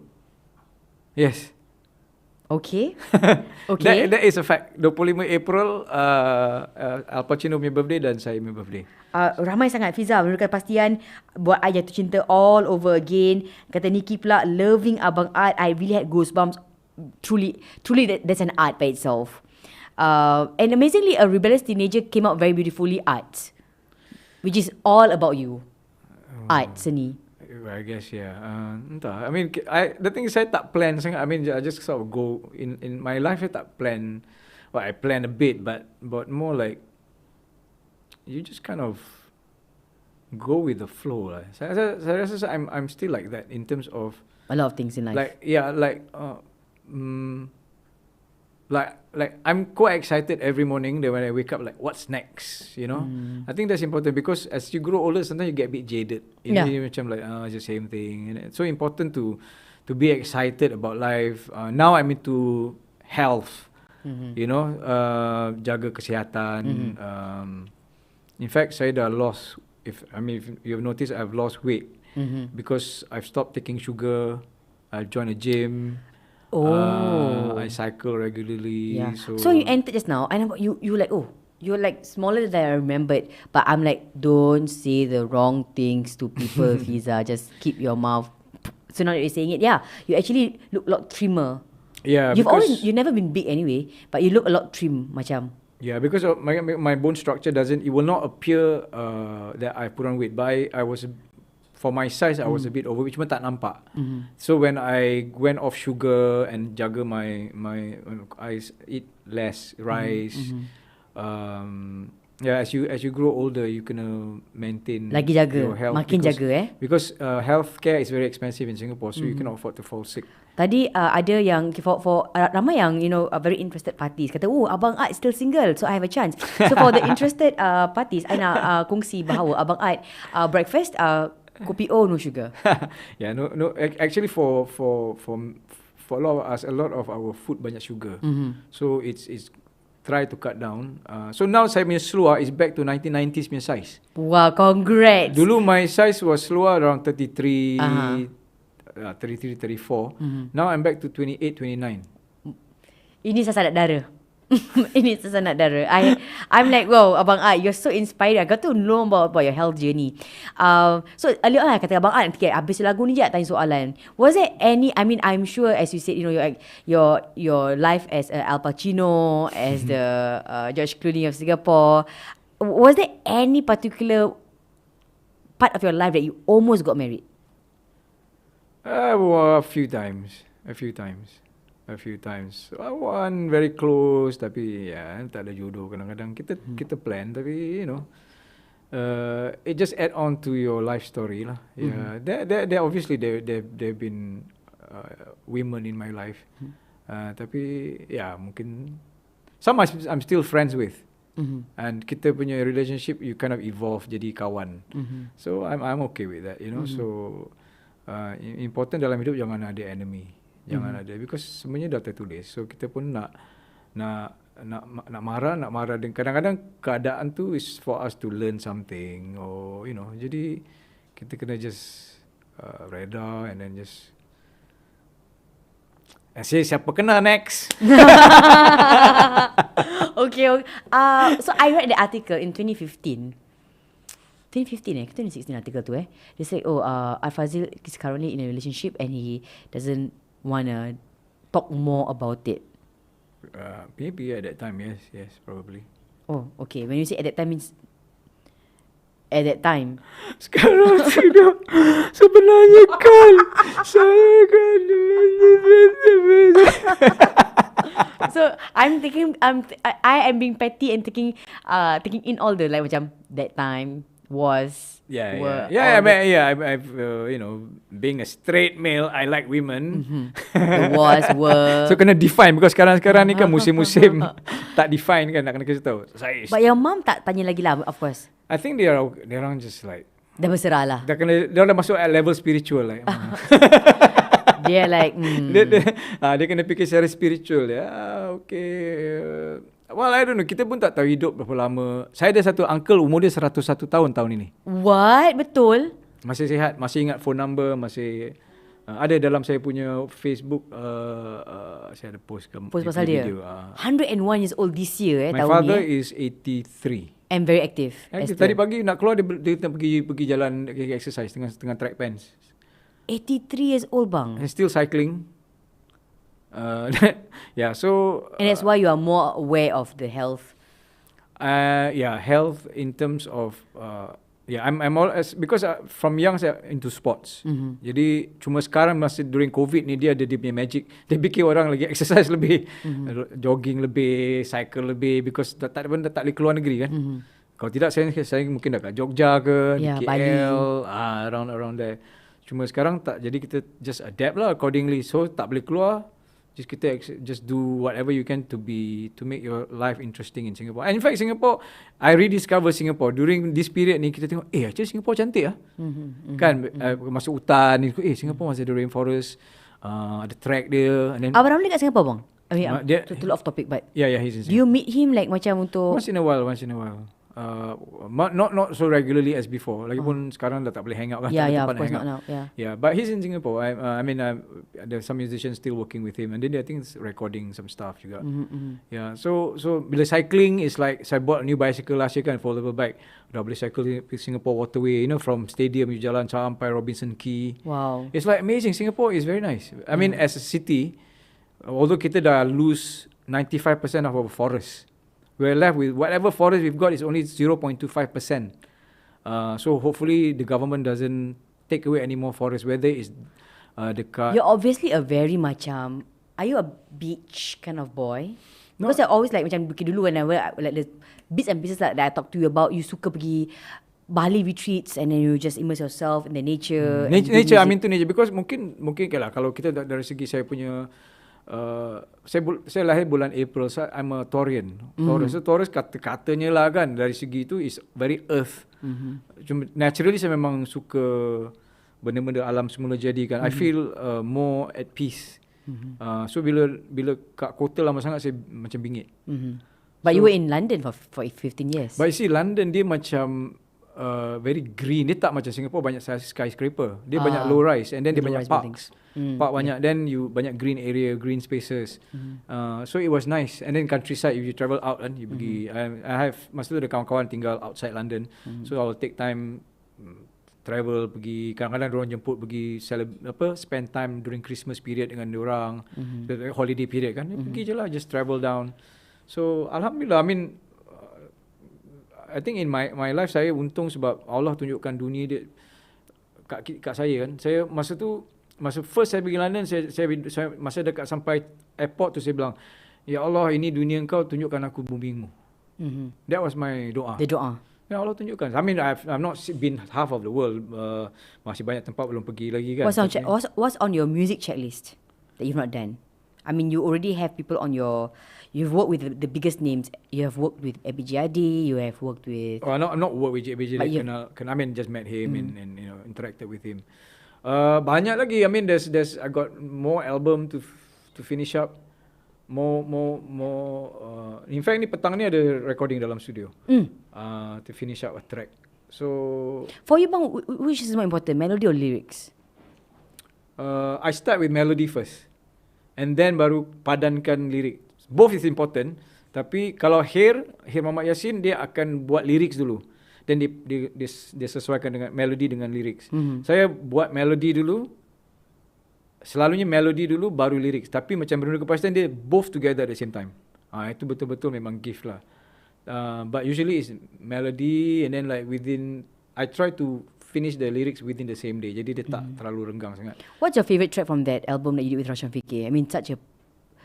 After that, how many albums Roshan Fikir ada? Dua je. Because lepas tu Arwah Hisham sakit, then dia meninggal.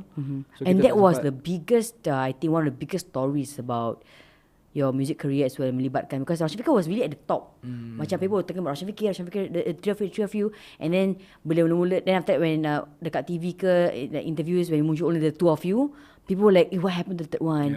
And so much speculation happened for the third one. Yeah, he was very ill. I mean, sampai sekarang pun kita pun tak tahu sangat dia punya actual cause. Because dari segi medical memang dah pergi hospital, they couldn't find what was the problem. So we kind of maybe have come to terms that is some mystic punya benda, cuma kita tak tahu. And then it's a family matter kan. Jadi diorang cubalah usaha berubat sana sini, you know. Dan lama juga, I think 4 tahun juga dia sakit suffer. Because of all three of us, he was very promising. Dia masa tu in NIE. So he was going to be a school teacher kalau dia graduate, and he was getting married as well. And he was in terms of music career pun dia dah start moving, nak bikin solo album juga, you know, things like that. So it was between all of us. I mean, yeah, he seems to be like progressing really nicely, you know, like macam dah set. Then bila tu happen, kita pun macam like, I was with him masa dia first kali dia tak boleh tidur. Start dia daripada dia tak boleh tidur. Arwah Hisham Jamil, dia tak boleh tidur dulu. And then dia tak boleh tidur lama 3 bulan, 6 bulan. So because Tak boleh tidur? Tak boleh tidur, dia tak boleh lelap. Baring tak boleh lelap. You cannot go into unconscious state. Then your body tak boleh rest. So after several months, body tak boleh rest, your muscles suffer. So I was with him masa first kali dia, because kita selalu lepak-lepak together, lepak tidur rumah dia apa semua, bikin lagu apa kan. Then dia cakap, aku tak boleh tidur lah. Dan dia cakap, apa lah kau tidur je lah. Like we never take it seriously, Then as it snowballed, then it became very serious. Then obviously it affected dia punya motor movement, dia punya muscles. Dia pergi hospital, And then it was a difficult time for the family. And kita, I mean we as friends kita nampak benda tu kan. Tapi yang keluarga, yang family dia, adik-beradik dia, parents dia mengalami, I think day in day out, Because at one time dia terus bedridden kan. By that time saya dah pergi London, dia meninggal masa tu I was in London, tak sempat jumpa. I only got the news yang dia meninggal I think 98 kalau tak salah. But it's one of those things lah yang entah, dia ada macam-macam teori kan. Sekarang dia dah tenang, dah okey lah, alhamdulillah lah. I mean, but when that time memang nampak suffering, tapi dia macam-macam teori lah. Ada kata itu, kata ni, ada kata nak kenakan family, nak kasih the best way, the most effective way to hit the parents is to hit the child.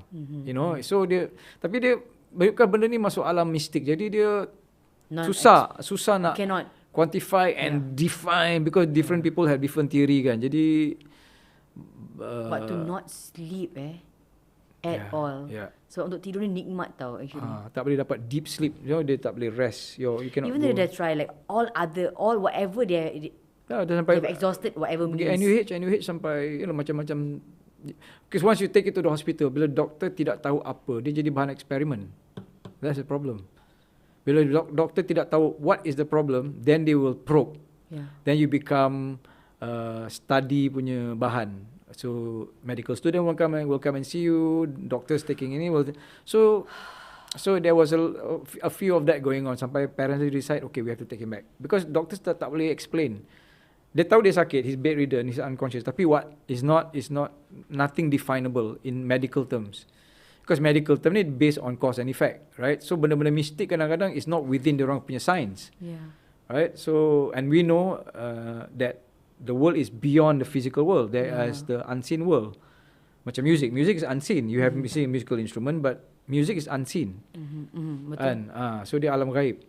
So when that happened, it was difficult for us to move as a band. And then by that time pun saya dah start macam nak travel, dah get the travel. In the 90s, it was a big thing for us to travel. Dulu susah nak travel because tak sama macam sekarang, you have the AirAsia, all these budget airlines. Dulu you really have to plan, So when I got to London, it was like dia banyak club untuk main music tau, acoustic, where you can try your new songs. So I was like, I'm not going home.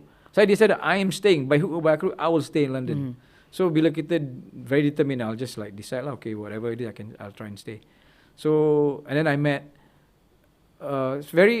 bila saya pergi London dulu, kawan saya hanya mungkin 2 orang aja, itu pun daripada sini. Satu Malaysia, satu from Singapore. Eventually all my friends were all from the music circle. When I kat sana. I know you have very powerful friends. Aku pandai tau, tapi I know you have very powerful friends. The one in London, some of them were movers and shakers lah. They were like club owners, they were songwriters, or people who I met a few, macam tahu lagu When I Need You. Leo say, I met him in a club, one of my friends in a club. So we were hanging out, and then he was there. There was Kiki D, who had one song with Elton John. Like who's who lah, songwriter of Madonna. Wow, songwriter. So I was very curious about this budak Melayu ni, this mat ni, going like, okay, aku ni enggak masalah. Kerana main dalam club ni, semua orang putih, tak ada colour lain, satu je mat coklat ni. Like, and dia popular in the 1990s This was 97, 98, 99, 2000, that period lah, that transition to the millennium kan. So it was interesting because I was accepted as a musician. They were curious lah, kau ni dari mana? Dia tengok rambut panjang apa semua. Dia macam tak bukan Jamaican, bukan Pakistani, bukan dia muka Melayu, mungkin dia orang macam kurang kenal sikit. So they were quite curious lah, So but also because I made friends with the music circle. Jadi lama-lama jadi gang. Jadi kita pergi tour, pergi Manchester, pergi Liverpool, like macam shows together with different artists. So one of my friend, a good friend, is Tony Mo yang from the band Cutting Crew, lagu Heart, I Just Died in Your Arms Tonight. Macam mana bang lagu tak abang main gitar sikit? Tak Aku ingat, korang tak kenal lagu tu macam mana bang? Tak tahu nak main gitar macam mana. To aku walk away. ajar abang. You know the song, Aku right? ni, Yeah. Heart, I just died in your arms tonight. Na na na na na na. He was a keyboard player, so we became very, very good friends. My you know? goodness, you were with that. Yeah, I mean, and then you hear, oh, this guy is recording. I mean, I saw Katie Tunstall. Some may know Katie Tunstall, kan? She was still playing in the clubs, and sometimes we play like macam satu malam tu ada 5 artists. I was one of them, and then there was Katie Tunstall. So you see them before they got really big and famous. You masih keep in touch abang? Tak. I mean, now they orang dah world famous kan. So I mean, at that time kita just like, hello, how are you? You know, like we all move in the same circuit. So macam, for example, Singapore, you main dekat Haji Lane, lepas tu main kat Orchard, lepas tu main kat Clarke Quay, Boat Quay. So we were in that kind of circuit lah. So there were people yang dah now are quite well known. Some one of my friend is a songwriter for lagu Celine Dion, Falling Into You. Oh, Marie Claire Duvaldo. She's from Argentina but live in London. So all this like macam, aku ni dah hang out dengan all the professionals ni semua ni dah. You know, so I had management juga. Cuma mungkin tak ada rezeki back then lah. You know, we had managers try to get me linked to a record label apa. Because dari segi music acceptable. Cuma kadang-kadang beyond music is marketing. So when there's one time my manager brought in the record label director for Polydor Music. So because they call it showcase, so you perform for them tau.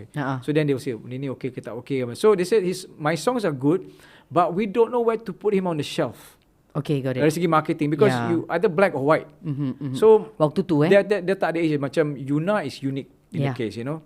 But Yuna punya story pun different. She was scouted from online through MySpace, and then the management came to Malaysia and took her to America. So it was a different. Macam Anggun, she was in London first, then she moved to France. Then she became very fluent. In fact, she have her own Sesame Street program in France. Anggun is very amazing lah. She's done very, very well for herself. In my situation was, I was just like, you know, meeting songwriters, this and that, plus studying apa. I was just having a good time lah, you know. Okay, for me it's like whatever happens, but I was just enjoying myself, you know. Okay, in fact, rasa macam kadang-kadang betul ke aku ni betul ke, you know, you like just so at home di London waktu tu. Yeah. In fact, sampai sekarang my friends say, when you coming home? You know, so in fact, masa balik Singapore pun, saya pun tak plan to stay too long pun. But then it just happened that I balik ke Singapore. Was it any chance, because dah lama tak balik rumah mak, and mak like, okay, there's a parents? Yeah. Partly that, but I came back because nak bikin album Syair Melayu. Okay. Kan, because I wanted to finish band, and that time susah nak cari musician yang main ethnic instrument to album Syair Melayu. So in fact I contacted a few gamelan groups dekat Europe, tapi diorang not keen to play in a very folk album. Okay, no, the response was not very good. So I came back. So when I came back, by the time after few months there was an economic crash kan. So my friends kat London bilang, jangan balik, there's no job. So I go like, okay, I'll stay for 1 year, 2 years. Then lama-lama dah okay lah. I think maybe tulisannya dah begitu kan. And, But bang, I mean, there's some musicians that say that, oh, you know, I tak nak berkarya kat Singapore because I don't feel my music is being appreciated here, stuff like that. But for you, even after you went to London for almost 15 years, you came back, I would say that you are, macam mana your career is very much appreciated by not only people who buys your albums or like music, but by basically you are very respected in the Malay community, of like the Malay bahasa community kan. Kalau that time when Abang Art launched your last album was 2017 and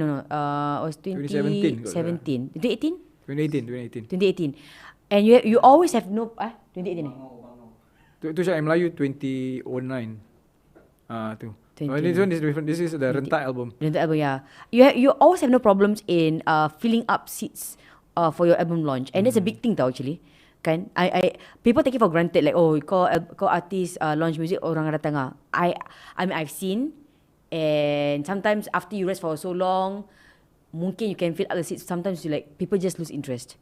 But for you, orang datang, it's not only from the media tau, or people who happen to be fans, but basically the who is who in the Malay community is always supportive of you. Also because maybe a lot of them are my friends. Oh, okay. Kan, so yeah, we invite them, and then also the great thing was that I invited sama Ala Piche. He came for the album launch. Kan, you saw? Yeah, you were there, kan? Yeah. Brian Richmond came because Brian Richmond was part of Play Like Fandi. Kalau you listen to Play Like Fandi punya lagu, there's a commentator at the end to Brian Richmond. I wanted him to be in the song because he was the commentator for Malaysia Cup. My goodness. The legendary voices. Yes. Kan, one of the legendary voices for football commentary. So he was very nice to be able to, don't worry Art, I'll do it for you, So saya ni untunglah banyak orang tolong.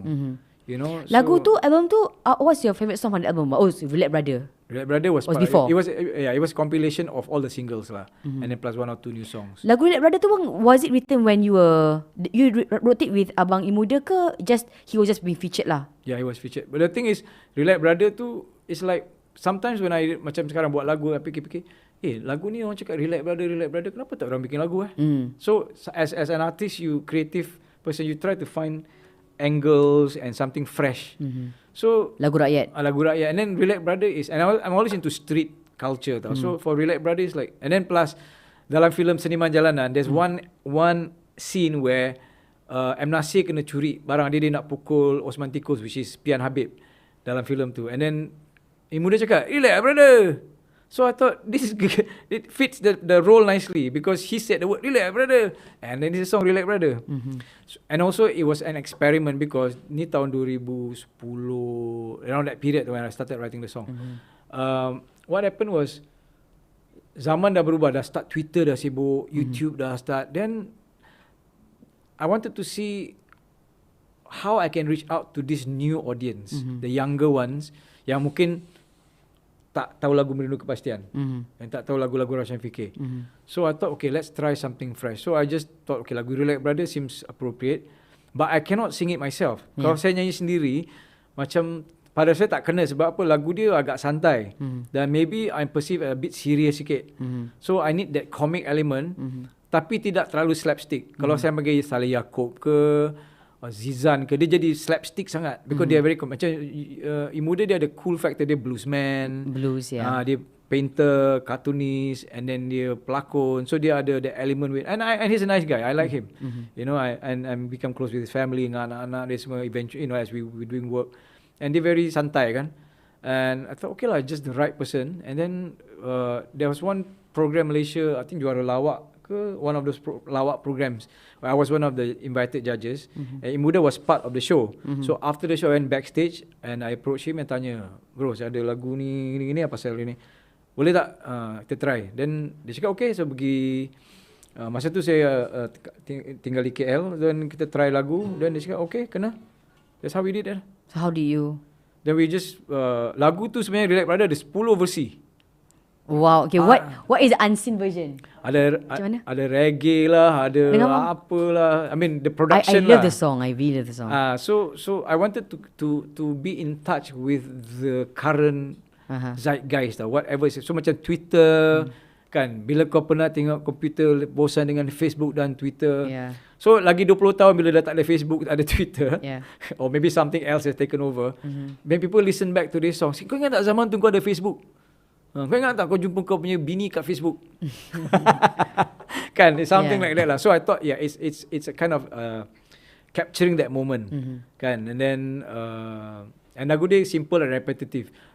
Cuma we were lucky sebab bila lagu tu keluar, somehow dia jadi dapat attention. And then yang paling banyak orang tweet time game bola bila Malaysia lawan Selangor lawan apa, Kelantan lawan ini. So the Malaysian boys were tweeting, Relax brother, relax brother. So and then they were sharing the music. So sampai 1 juta lebih kan, they climb macam like first 10,000, 30,000, 50,000, 100,000. And you just keep seeing the numbers climbing, So for me, it's like, wow, this is interesting. I mean, it was an interesting experiment that worked lah, you know. Not all that saya buat menjadi, tapi alhamdulillah that one was kind of a landmark lah, you know, a benchmark for our. Masa tu saya dah start working dengan KL dengan Moro Records kan, so it was different approach. Yeah. So but it was a good time. Can you show us a version that was really good but tak record? Lagu Relax Brother. I mean, kalau it would have been a probably a reggae version, like relax brother, brother relax, relax brother, brother relax, relax brother, brother relax lah. Bila kau pernah tengok komputer, bosan dengan Facebook dan Twitter, dia kata gitu, tu kata gini, rasa-rasa macam nak maki. Jangan brother, relax. Bila kau sedang memandu, tiba-tiba kereta belakang potong dengan laju. Aku tahu kau dah runsing, ikut hati kau nak racing. Jangan brother, relax, relax brother, brother relax, relax brother, brother relax, relax brother, brother relax lah. Something like that lah. So a bit of the reggae vibe. So but for me it's like, okay, reggae mungkin orang banyak lagu reggae. So I was so confused. Dapat ada 10 version ni, kita Latin lah dengan world. Dah ada Latin. Macam-macam version. Saya got confused dan cakap, masa tu saya in KL, saya jumpa kawan saya di Semang. Saya Mang, kau dengar Mang, kau pilih lagu mana kau, which version? Dia cakap, kau pilih yang ini. My friend tu dia pun musician, dia pun artis. Jadi saya dia pilih itu lah. Then discussing dengan record label, okay lah, I think this is that right. So whatever version you heard is actually, saya dah confused dah, ni version apa nak. So many. Lagu dia gitu-gitu je kan. Cuma so actually lagu dia tentang Sabah. Cuma we just use the contemporary atau the street lingo, relax, rather relax. But they actually, because ada orang salah anggap macam kau ni jangan, ada orang kasih sampai kau jangan dengar Fazil sangat ni, dia lepak-lepak sangat, relax je. Dia bukan relax malas, dia relax as in sabar. Relax brother. Kadang-kadang orang dia dengar chorus, dia tak dengar the whole song. Macam dia baca headline, tak baca artikel. Yes. See? Dia baca clickbait je. Dia tengok aktor dia dah. Macam Fazil dia lama apa? Dia lama record then they comment based on the headline. Oh my god. I tak tahu tau ada orang macam gitu. I did not know about that song punya cerita. Like ada orang kata, ni mengajak Melayu untuk relax. Ada juga. But actually it's bersabar, like brother relax. Because it's all about anger stuff. Yeah, it's control anger because you know macam you see macam you don't, macam like the first verse is bila kau pernah tengok komputer, bosan dengan Facebook dan Twitter, dia kata gitu. So you don't get triggered. Don't get triggered. So you know orang kan easily get triggered kan. Dia cakap gini, wah semua nak attack. You know. So don't get triggered. And then one is about driving, you know, we getting orang kena potong ni lah, nak kejar, you know, typical. Bila kena potong ni nak racing kan. And then all those things lah, you know. What is the old Al-Fazil versus the now Al-Fazil? Were you a triggered young person now, and now you're like more relaxed? Not really. I think I'm still the same, cuma like rambut pendek sikit. Maybe a bit of wisdom lah. Lagi I can take a step back and let's see this from another angle rather than you kind of react instantly, you know. So I think in those days you kind of you get affected. Maybe it's just hormonal, I don't know. Yeah, maybe it was kalau dulu I dekat you know, when I was radio, and then Abang Hassan was my immediate boss kan. And then kalau I have some ideas, like, because bila kita passionate kan, we sometimes comes some angst tau. Because you not the best for something, you are so passionate, and then when some of my ideas are like not executed, then he's like, that'll be quite angsty, and he be like, ni semua darah muda, kita faham darah muda. Darah muda masanya berapi-api, itu lagu Romai Rama. Some songs ada some songs that is your favorite song, you ingat, ni confirm confirm to the top. Okay, ada. Okay, by the way, some pujian. A lot of pujian, not some. A lot. Everyone's like putting hearts and stars. Thank you for all the hearts and stars. Keep on sharing, keep on liking. Thank you for everyone's sharing right now on Facebook and also on YouTube. So, kata Sri Azura, 54 and sounding like 24. Yeah, amazing, bro. And then dia kata, after this, I'm going to listen all over again to all of Abang At's old songs. Very nostalgic. Enjoying all the experience share. I miss Abang At with long hair, and this is your best show ever, Fiza, kata Suaris. Wow. Okay, Thank that's nice. you. So, wait. Tunggulah ni, soalan ni. So, ada tak some of your songs, Mom? Because your songs are all about... So, you are the kind of lyrics comes in first, and then the melody. Melody first. Melody first, and then masuk lyrics. Ada some of your songs yang macam you rasa okay, the feel bila you record kat studio tu, you dapat rasa tau, ni akan, this is going to be like a mega hit, legendary song. Tapi it probably didn't quite hit your expectations. Yeah, there's one song lagu Lipas Kodong. It's on YouTube, which is part of the Rentak album. The song is yeah. I thought it would be a hit, but somehow maybe timing. Maybe it's a slow grower, and then maybe promotion kita tak perform live sangat, you know. So maybe Lagu tu pasal dia Lipas Kudung tu. What was it? Kau lari bagai lipas kodong, melarikan hatiku. Dan di sini aku menanggung beban merindu. Tingkahmu bagai cicak kobeng, pandai merubah warnamu. Aku jadi terumbang-ambing, merindu wajahmu. Aku bagaikan disambar helang, terasa jiwa melayang-layang. Puasku ronta, tak bisa melawan, tak bisa tidur. Ya, pokok dia. Merindukan wajah, merindukan senyummu.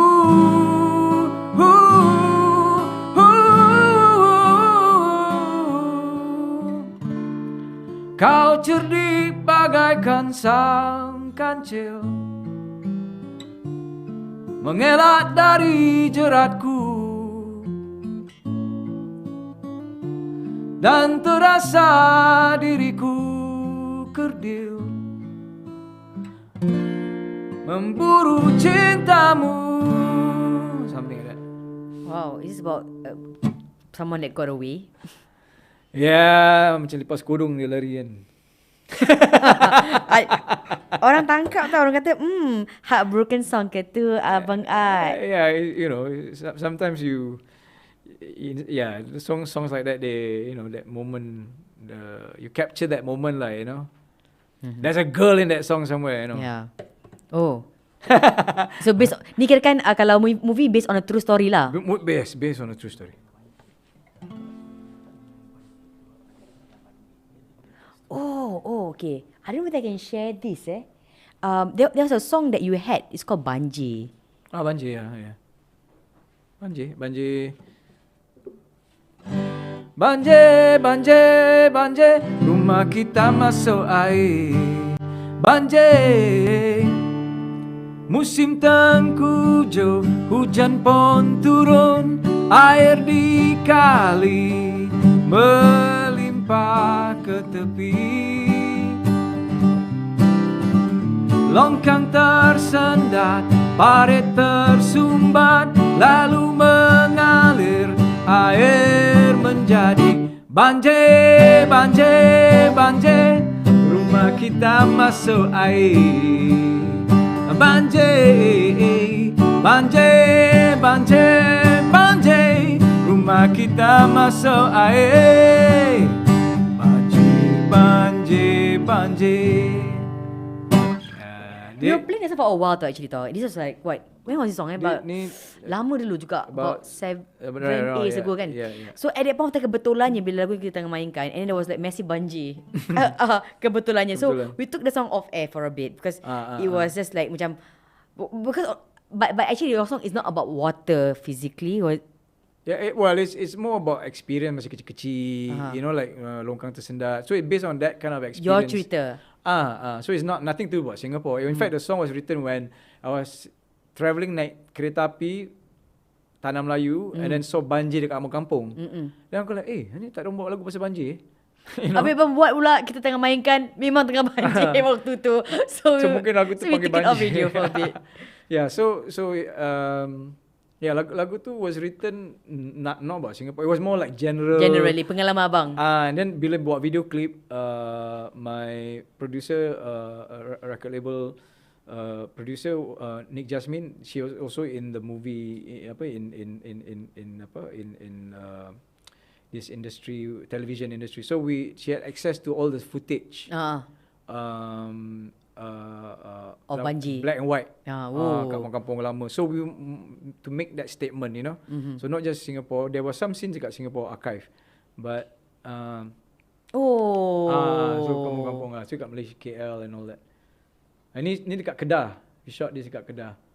Ni Kedah for this bang? Ni dekat Kedah. Ni lepas banjir actually. We didn't catch the banjir, but post banjir. Teruk ni zaman tahun 2000 berapa? 2011, 12 ya, that kind. Yes. Oh, you look different bang there. Ni masa tu belum pakai susuk lagi. Actually, you look the most different here. I'm not because Fazil looks consistent tau all the years. Macam I saw, so you know, I being your stalker, I actually dah did some research. So I went through all your other music videos kan, and you look the same like whatever I'm seeing right now. But this one you look very different bang Aku tukar topik. Ni apa? Entah. So this is all the people after banjir, and then just to create that, the whole story lah, you know. Ni kat Sarawak actually ni gambar ni. Yeah. Wow. Tak ada lah. Tak ada lintah. Masa ni tak ada pula experience. Wow, this is amazing bang that you got all these amazing footages Yeah, hours and hours of, you know, to go through and edit the whole thing, because this is when you know, because we understood YouTube was the medium, so you need to have the presence kan. So we need to create music videos yang relevant, yang interesting, visually exciting, and you dapat. So this was the best macam place of, not best lah, but macam visually tempat yang banjir yang you dapat pergi. And also we got the archive footage. Ni banyak archive. Right. So orang semua yang tengah pegang macam like tunjuk paras tu is like how high was the banjir before you came. Yes. Paras dah ada Some, in fact, paras we met some women, lady yang dah rumah dia 2 tingkat, dia dekat tingkat atas, air dah naik sampai atas. Sampai tingkat 2. Dia kena escape pakai sampan. Ada orang tua, ada orang yang, this is the reality of living in yang rawan banjir kan. So we spoke to them lah, just to get the reality of it, you know. Ni semua bekas-bekas banjir ni. Apakah antara cerita banjir yang you dapat time you record this video that you've never managed to share? That story yang orang tua couple tau. Dia orang air dah naik sampai nak kapal bumbung. Kalau dia orang tak diselamatkan, dia orang akan mati. So nowhere to go. And then dia orang I think one of them crippled, dia tak boleh jalan. So there's no way to escape. Bayangkan rumah ni 2 tingkat, air dah naik, paras first level dah habis. It's reaching the roof. So kalau tak diselamatkan in time, they would have died. So that was, and then you nampak dia punya the remnants of lepas banjir, where all your pinggan mangkuk semua tanah lumpur because of the banjir bawa tanah kan. So you have massive clean up. So we as Singaporeans who live past 1970 takkan experience that. People who live maybe in the kampung days, or parents would have experienced that, you know. But it's betul-betul ni betul-betul kemusnahan harta imagine your TV, your washing machine, kalau you tak selamatkan, tak put atas, kalau air tak naik sampai atas, selamat lah. Tapi kalau it goes beyond that, and then pakaian, sekolah, apa semua. All your certs. So that's why dulu you tengok rumah kampung is on stilts. in case berlakunya banjir kan. And so you got to experience that first hand while you were recording the banjir MV 10 years ago, I'll say. About 10 years ago yeah. that you recorded it. What other songs bang? I think you have so many songs. Kalau in Russian Fikir album, what was your favourite? Satu Suara I like. Satu Suara, Fikir-Fikir lagu, Fikir oh tu kan abang. What was Satu Suara? Satu Suara I think. Satu Suara, it was from the first album. Yeah. That was orang tak ingat sangat mungkin right now. Jika ku tanya padamu, manakah arah rumahmu? Apakah jawabanmu sama denganku? Oh, jika ku tanya padamu, manakah arah kiblatmu? Apakah jawabanmu sama denganku? Oh, satu rumpun budaya, satu akar bahasa, satu soalan aku tanya, adakah kita?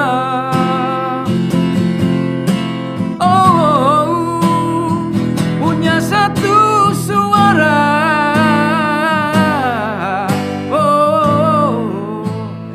Wow, tu lagu I think I've not heard it for, my goodness, I tak ingat. Sebab waktu dulu bila I say at home, my father would play your album, all the Russian Fikir album kan.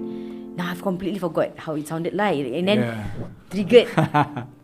Yeah, that was one of my your favorites. personal favorites. Favorites. Yeah. Lagu pun itu pun tulis dia cepat, like sekejap je, like under 1 hour. Ada orang cakap lagu-lagu Fazil semua ada hidden meaning. Is it true? But so like banjir, I really thought okay, Fazil is so poetis, so banjir maybe bukan banjir, bukan air dimasukkan ni. So people like overthink tau on your behalf. Right? Because people see you as art, kalau buat lagu mesti pasal art. So I don't think pasal air. Ni mesti pasal hal-hal politik yang lain. But then it turns out it's literally pasal air. Apa kan lagu-lagu yang orang overthink bang? Entah. Orang macam overthink on your behalf. But it's actually just like okay. Was Fikir-Fikir something? No, Fikir-Fikir is quite straightforward. It's about identity. Fikir-Fikir is about kita lah sebagai orang Melayu, like faced with what is east and what is west, you know, that kind of thing. Yeah, so Fikir-Fikir, I mean lagu Russian Fikir tak quite straightforward. Tak double meaning sangat. Dia banyak social issues. Russian Fikir was very into macam social punya. Macam lagu Arwah Isha maybe ada macam because dia akhir punya lagu banyak double meaning sikit. Double meaning because dia lebih terselindung sikit. I'm lagu-lagu saya quite straightforward in the sense, yeah. For especially for Russian Fikir. Okay. Now we know the style of the three of you beza-beza. Yeah, that's the different characters. Nur.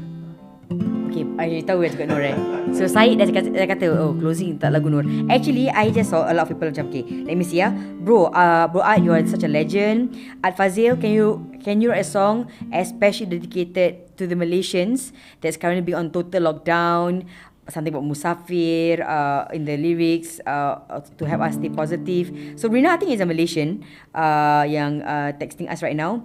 So Abang Art, with Rasha Fikir, why do you guys write about social consciousness, political reawakening, cultural preservation? So I think there are a lot of people who follows you understand that macam a lot of social stories right inside your lagu-lagu kan. What would you say a song, besides being your favourite that you felt at that point of time you were the most angry in your life? What was the age? Around 20. Yeah, my 20s was angry. I was angry in my 20s. You were an angry long-haired Yeah. Malay man living in London. Asyik kena tahan polis je. Tak marah. Bila roadblock kena tahan. You know. So saya sampai jadi fed up. Bila kena tahan kan, I go like, why? Because I'm Malay with long hair, you must stop, is it? In London? No, in Singapore. Bila balik kadang-kadang kita go out at night kan, bila kena naik taxi kena tahan. But that was like early 20s. My 20s. Rambut dah panjang kan. I mean rambut panjang kan easy target. So, or is it because you were handsome? well, I don't know whether it was men. Yeah, macam like kau ingat kau handsome sangat bro. Kau sini. Aku tahan kau. Kau handsome. You think what? You're a musician. Maybe just the aura. Maybe I don't know. Tapi I thought it was the hair lah. Because ada sekali tu dekat Bishan punya shopping center. Ini siang hari tau. Ni cerita betul. Siang hari saya nak draw duit dekat teller machine. Saya dah draw duit. This is like in the afternoon. Saya pusing, ada 2 polis belakang, uniform. Excuse me, we like to check you. Can you go to like one corner dan nak check? So dia triggered lah bang. Triggered lah. Macam like siang hari gila ke apa nak tahan aku. Because like no, I'm not gonna give you my IC. Saya dulu lawan. Awak pula okay, but orang kenal you tau. You Art Fazil tau sekarang ni in public. At that time, not everybody knew me lah. So these 2 guys, I never assume people know me. Saya assume orang tak kenal saya. Okay. Kalau saya assume orang kenal, nanti senyum dengan ni siapa pula kan. So anyway, so these 2 guys wanted me to go to one corner. Dia nak freeze tau, dia nak check. I was like, didn't do anything wrong. Ni siang hari pula tu. Saya no, I'm not going to give you my IC. Masa tu saya main dekat one cafe dekat atas Bishan, called Yellow Submarine. I said, I work here upstairs. You can follow me and talk to my manager. Because I know I wasn't wrong. Saya kalau salah pun saya boleh belit sampai saya tak salah. Apalagi kalau saya tak salah. Sebab tu saya patut jadi lawyer dulu. So anyway, so the guy said, oh no. Then I said, no, you follow, you see my manager. Dua polis ni ikut dengan uniform, dia orang pergi naik atas. Dia dengar kata pula, nama tu manager dia Edmund, the owner. Edmund, you go and talk to these police guys. Tell them I work here. I don't want to show them my IC. Sekali tak tahu apa dia cerita kan. Sekali the police cakap, just because you are Art Fazil doesn't mean we cannot stop you. Dia kenal. The guy must have told him lah. Yeah. Told them. I said, no, it's not because of me being Art Fazil. It's because you guys have stopped me in the broad daylight. I'm not in the wrong. I refuse to show you my IC. Itu je, degil kan. Memang degil lah. Kadang-kadang, it's like macam being the person that you are. Macam orang cakap, okay, Art Fazil, I don't know. I katakan I was one of the many who attended your first concert in PUB building. Whoa, 1994. Thank you. I was 18. Now I'm 46. So she was 18. So you were like 24 then. About there, no, I was 20s. First concert bang 26 I think. Tu macam the height of your career, macam tengah. Okay, tu English album. 92. 2 of your songs were in the Perfect 10 charts. Yeah. And it was a big deal tau, because the whole charts were by the American musicians, the UK musicians, and then there was your Art Fazil kan. Yeah, that time we were lucky because there were programs like Live on 5. So bila and also like Live on 5 hiburan minggu ini, where kita buat macam Rashan fikir untung. Yeah. Bila keluar album kita appear hiburan minggu ini, the whole of Singapore know kita ada album baru. Then they will check. Macam Live on 5 pun sama, bila ada lagu baru, album baru, kita showcase dekat Live on 5. So which I think now maybe kurang that kind of programs. So that we were lucky lah that time kita ada that kind of program yang help to push to magnify the local talent. Yang ni dia kata apa kita bang, and this is beautiful. Sometimes what you say in the concert kan, you might not think much of it, but your audience brings it for life. And I understand from an audience perspective, sometimes the small things that you say, kita macam like, oh, memory ni. So she said this, I was 18 then, and you said this to us in the PB building. You said, okay, now close your eyes and just imagine. What did you say? Cannot remember. Okay, she said this. So close your eyes and just imagine we are all in the indoor stadium. Wow. And she says, and look at where you are right now at Fazil. Interesting. Thank you for that. I forgot. What do you perform when you were 26 in that PUB building? Yeah, it was whole concert from the English album. So lagu Rainbow Child, lagu Sometimes When I Feel Blue, like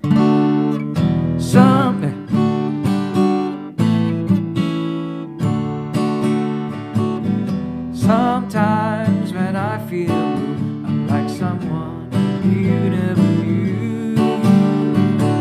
Well, I don't mean to be rude, I'm being me, I'm being true. Sometimes when I feel blue, it's best that I'm left alone. For Or I could be cold as a rock, I could be colder than a stone. Oh, sometimes when I feel blue, I may seem a little confused. It's just the innocence of my youth, enraged by the temperature. Yeah. PUB building then. Yes. And the best thing was it was DIY. A lot of the stuff I did was DIY. We had some sponsors from Yamaha, and then it was like friends help out, ex-girlfriend help out. Oh, okay. Yeah, So was she so- part of the audience? Waktu tu? No, that time masa tu girlfriend lah. Girlfriend, So help out with the management and I Mm-hmm. was lucky lah, banyak orang sayang, banyak orang tolong. So yeah, it you know, and the musicians helped to I mean they perform. The capacity was 500. We actually sold 700 seats. That time lah, PB Auditorium kan. I think the limit was 500. So orang duduk sampai staircase semua. Wow. Felt good bang eh? Yeah, it was a nice moment lah. It was nice. Yeah. It was a nice time because dapat banyak tolong. Macam 8 days help to feature promotion, and then we had Yamaha to sponsor the instruments. So a lot of that semangat, you know, gotong royong DIY and I mean, yeah. Was it like one of the macam tak ada gambar bang? Ada gambar banyak, cuma belum. Tak digitalize lah. Belum lagi. I macam tak digitalize bang. Dulu I mean in terms of tak terfikir pasal videoing apa semua kan. So we had a photographer to document the whole thing. So many people are asking like macam a lot of things here. Art ni. But I'm gonna ask you a makcik question inside me. So what happened to the ex-girlfriend bang? Dia ex lah. I mean, so you tak suka kau Syed Oh, sebab tepuk tangan kat situ aja. So tak. Oh, I mean for her to help organize. Yeah, it was, you know, it was that time. So You keep in touch with her still? some people I keep in touch. Some people they don't want to keep in touch. So Yeah, okay. yeah, sometimes it depends lah. I mean kita faham Singapore kecil, and then Takut terserempak. yeah, and then you know people have their own lives now, so Yeah. we just respect that lah, you know, because that's how life is lah kan. I mean that's how the cookie crumbled, and yeah. But you know, the thing is, life is built on memory. So you ingat balik, yeah, you know, you think of the nice things. We safely say that in most of your events, of your other events and successful events, that there was a girlfriend in the backstage. There's always a girl. Macam gigolo pula cakap kan. Macam tak, no, sorry, not all the time lah, you know. But yeah, bila ada lah, you know, bila There was always a woman, you know, supporting you. Like no, not a woman. That sounds wrong. There was always like a girlfriend, a special one that's inside your songs or albums, some juncture of your life, and that's why your love songs really macam resonate with a lot of people. Is that? Maybe. I've never really analysed it. Like you know, like scrutinize. But I guess everyone was there at that moment in time for whatever reason that they're supposed to be there kan. So for me is like, you know, life is life lah, you go on with life kan. So but with people that you've been close with, I like to hear that they're happy. I get upset when I hear they're not happy. Or they are been beaten up by their husband, or they're, you know, I get upset. I get like macam, I mean, obviously I cannot do anything, or they get you know, mistreated, or they're not going through. I feel like macam, yeah, that's not that's something that I don't want to hear. You know, I like to hear, they're happy, they're okay, fine. You do all kinds of family and kids. Yeah. I mean, tulisan masing-masing, hidup masing-masing. You know, so like they're okay, they moved on and they're happy with their life. It's good for me. That's good, but I cannot hear when. Not all the time, but once in a while you hear, dia punya husband pukul dia. You know, like for me it's like, you know, why do you shouldn't beat anybody anyway, you know. But and I think that is not nice lah. I mean, the worst is you cannot do anything about it because that's not your, bukan punya pasal pun dah, ni tak boleh masuk campur dah. But it's good to hear that they're doing well, or they're doing this, they're happy with this, you know. You're not the bitter ex-boyfriend. Probably for a while. I mean, being human kan. Yeah. But then you wisen up, you go like, you just go, Yeah, Is it that's- because macam you don't I don't know is you don't linger around the memories of an ex for too long sebab dalam otak you ni is only music. Maybe I've never really analysed it that way. Because just now you just said earlier on before you started singing, you're like, entahlah Fiza, I mean, right now I just want to get it over and done with. I just want to, because at the end of the day, music is the most important. Yeah, I mean that is true. That is true. I mean for me is I wake up, sleep with music in the sense like hari ni nak buat apa, lagu apa, or boleh buat lagu tak? Look at works that, and on in my little studio at home, I'm like, okay, this is my songs that I'm working with, because the songs need to come out. And sekarang agak rumit because of the system singles. Dulu album banyak lagu boleh keluar serentak. Now you have to kind of figure out what is the best way to release it. I mean, it's good that we can do singles out and all that, but lambat nak keluarkan lagu banyak-banyak. Yeah. So I'm still old school in the sense I want to put albums out, because then dia ada cerita sendiri. That is your personal punya. And I think because saya ni sebenarnya loner. I think that's why I can live anywhere in the world and survive, because I'm a loner. You don't get attached to things. Dari kecil memang I like to be on my own, like travel alone. Like okay, when I was a kid, saya macam umur 9-10 tahun, masuk tu dah banyak, my parents kasih banyak freedom lah. Maybe I was a bit more mature for my age. So I will take macam bus nombor 7 from start to habis, just to see this bus ni habis kat mana. And then patah balik. And I was like, okay. And then by the time I was 11, 12 years old, I dah pergi Orchard Road sendiri dah.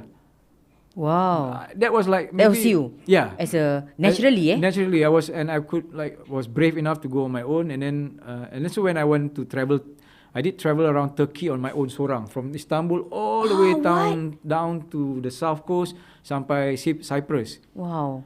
I was on my own. Berapa umur tu? That was from London. That means my late 20s. On your own, like with no Backpacking body on my own. backpacking on your own. Tak ada Google pun, just beli map. Yeah, Okay, I wow. want to go here. This is my point. Okay, so in between you stop by lah, Konya lah, apalah semua. So Manual lah tu time tu. manual. Took the bus, and then you go to places where people cannot speak English. So you just There was no phones then. No phones. Yeah. Itu kalau sesat, that's it. Itu Kalau macam kena kidnap lah. Yeah. You macam okay. You are naturally that sort of personality. Yeah. So I can live anywhere on my, because I'm mostly in my own world. I mean, I have a lot of friends. I'm lucky. I have a lot of friends. Cuma even on my own, I'm okay. Like macam the last time I I was staying in Jogja. This is before COVID. So Jogja, saya dengan Rafat Namzah. Okay, we all hang out dekat Jogja together kan. So when he's not in Jogja, I'm in Jogja. So there's a house where we rented tengah-tengah sawah. Keliling tu semua sawah. And then air dia pakai from the well. Pump up. Malam lepas hujan bunyi kodok. In distortion. Ramai sampai tak boleh tidur. But I was okay. I was like, you your element. yeah, and orang cakap tak takut ke? Takut apa kan? I mean like when I'm cycling at night, saya more worried about anjing daripada hantu. Hantu baca auzubillah dia terbang. Anjing auzubillah dia tak lari. Kan? So when I'm cycling at night, kau tak takut? I said, I mean kita aware there's unseen beings, tapi we dia tak kacau kita jangan kacau dia, then just leave it as it is lah. But so I think I'm brave like that in a sense lah. Suka. So you wouldn't have stories for Malam Seram? I'm pitching for your show by the way. Malam Seram dia macam tak jelas. So nak cakap benda tu ada maybe imaginasi. Jadi bukan macam betul-betul terang dalam cerita horror kan. Betul-betul nampak. Tak nampak. It's like macam macam perasan ada. Macam ada one time lah, saya tengah driving and then make a salah turning dekat Tampines tau, sampai Tampines Camp. So you cannot go further, you have to make a U-turn. So bila saya buat U-turn tu, saya perasan kat sebelah ni ada kakak duduk. Tapi perasan lah, so I thought ni betul ke tak betul ke. Cuma in my inner eye macam like, ada benda duduk. And you perasan is like somebody in that form kan. So I just went like, pergilah jangan kacau nak drive lah. And then dia hilang. So I think dia lawan semangat lah. So abang sama dengan Casey. Dia macam bangsa lawan semangat. Dia macam cerita boring punya. Macam like kalau you go with him like haunted houses, no feelings. Yeah, I think because nampak terpaksa jadi berani bukan nak diberani, but you have no choice. You know, cuma to see like in person, cuma I've seen people menurun adalah. Orang kena possess memang nampak. Itu pernah nampak? Pernah nampak like berbual, suara dia lain, mata dia jadi lain. Ada konten Malam Seram. Okay, I got it. Okay bang simpan cerita tu bang. So, because I rasa that's the Malam Seram content. Kita kena divert content ni bang. Kita kena divert content. I tak limit semua content ni nanti. So a lot of your friends love so much. My personal favourite, of course you know already, is Merindu Kepastian. I think that's a beautiful song. It transcends generations and ages of people. Orang suka in the 90s akan who just heard it now will love it because of the seni kata, the melody, and as I said kan, I host weddings, and until now the younger couples nak lagu ni inside their playlist, and I think it also macam makes you kekal entrenched, terkenal in the music industry. Well, alhamdulillah. I mean, in this industry, longevity is not one of the main features. So to be recognized is good enough, to be known for your songs is alhamdulillah. I mean, and Noor. I mean, but more people actually love Noor. That song. What was it for? I mean, it was written then. It was one of also magical songs. Yeah. I think Noor was more conceptual, like macam talk about. It is lagu spiritual in terms of. Yeah. Kan, yeah. So it was more of. I think I was going through a phase, fasa spiritual, mencari apa kan. So you find that the angle lah. Ya, macam mana boleh? Noor tahun berapa you buat? Same album dengan Merindu Kepastian. 2000. Apa yang menceriakan bumi setiap hari, setiap waktu pagi, membuat wajah berseri. Bagaimana tumbuh-tumbuhan terus segar di dalam kehijauan, di dalam hutan dan taman. Nur, nur, nur, nur, nur, nur, cahaya sakti.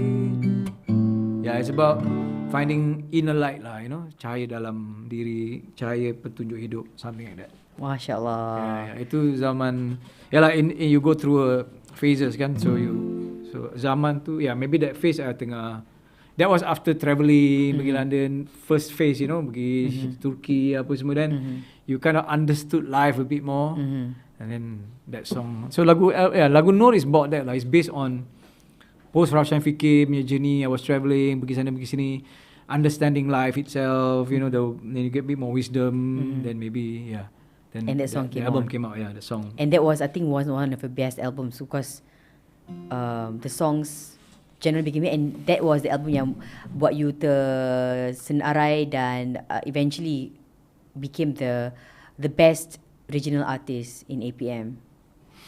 Yeah. So it's just the moment lah, it's the moment that. In that category mengalahkan Glenn Fredly, who was really a pretty strong candidate untuk category they were all itu. good, very very strong singers, Yeah.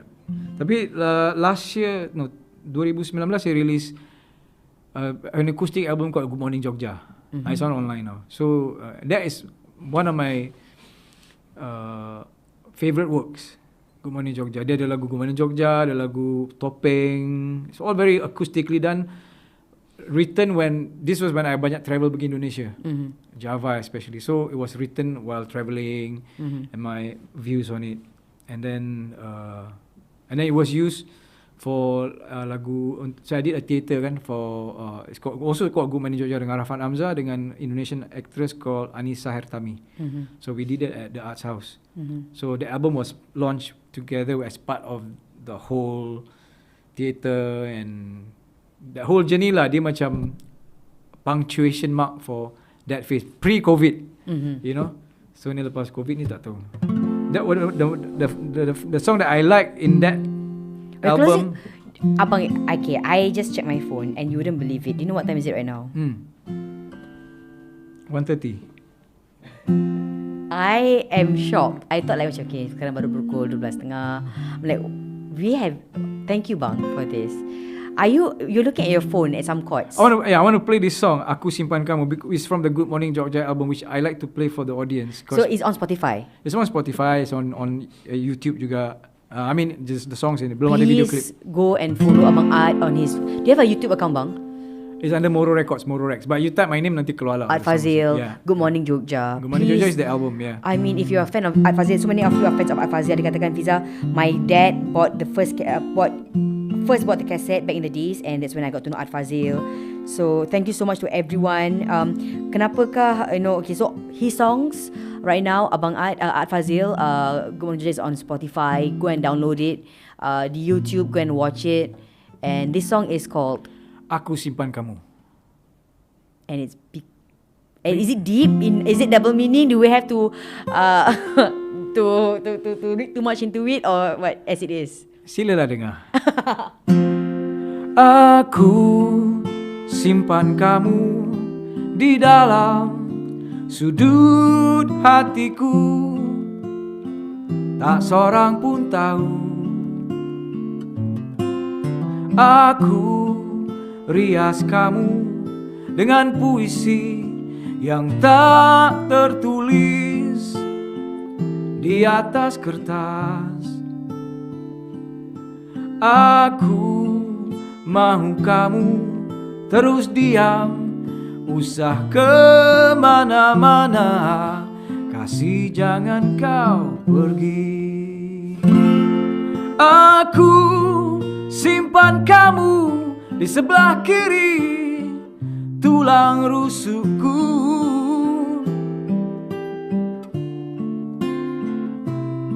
Aku simpan kamu di tahta teristimewa di dalam hidupku.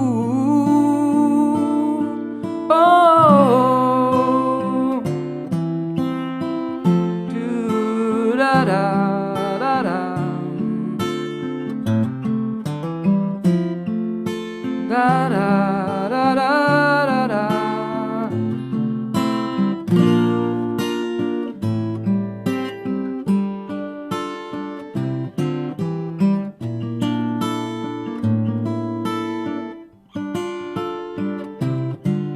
Aku simpan kamu di sebelah kiri tulang rusukku.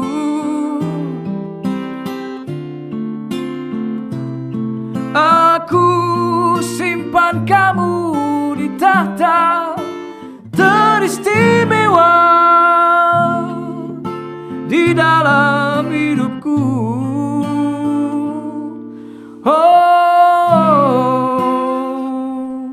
Aku rindu kamu setiap detik bumi berputar mengelilingi mentari.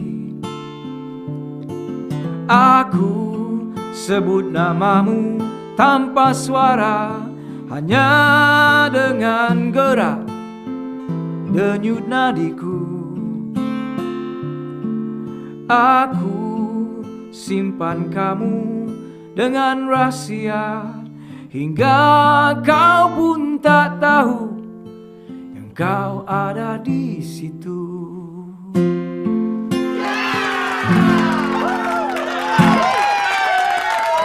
Dengarkan daripada album Good Morning Jogja, Aku Simpan Kamu.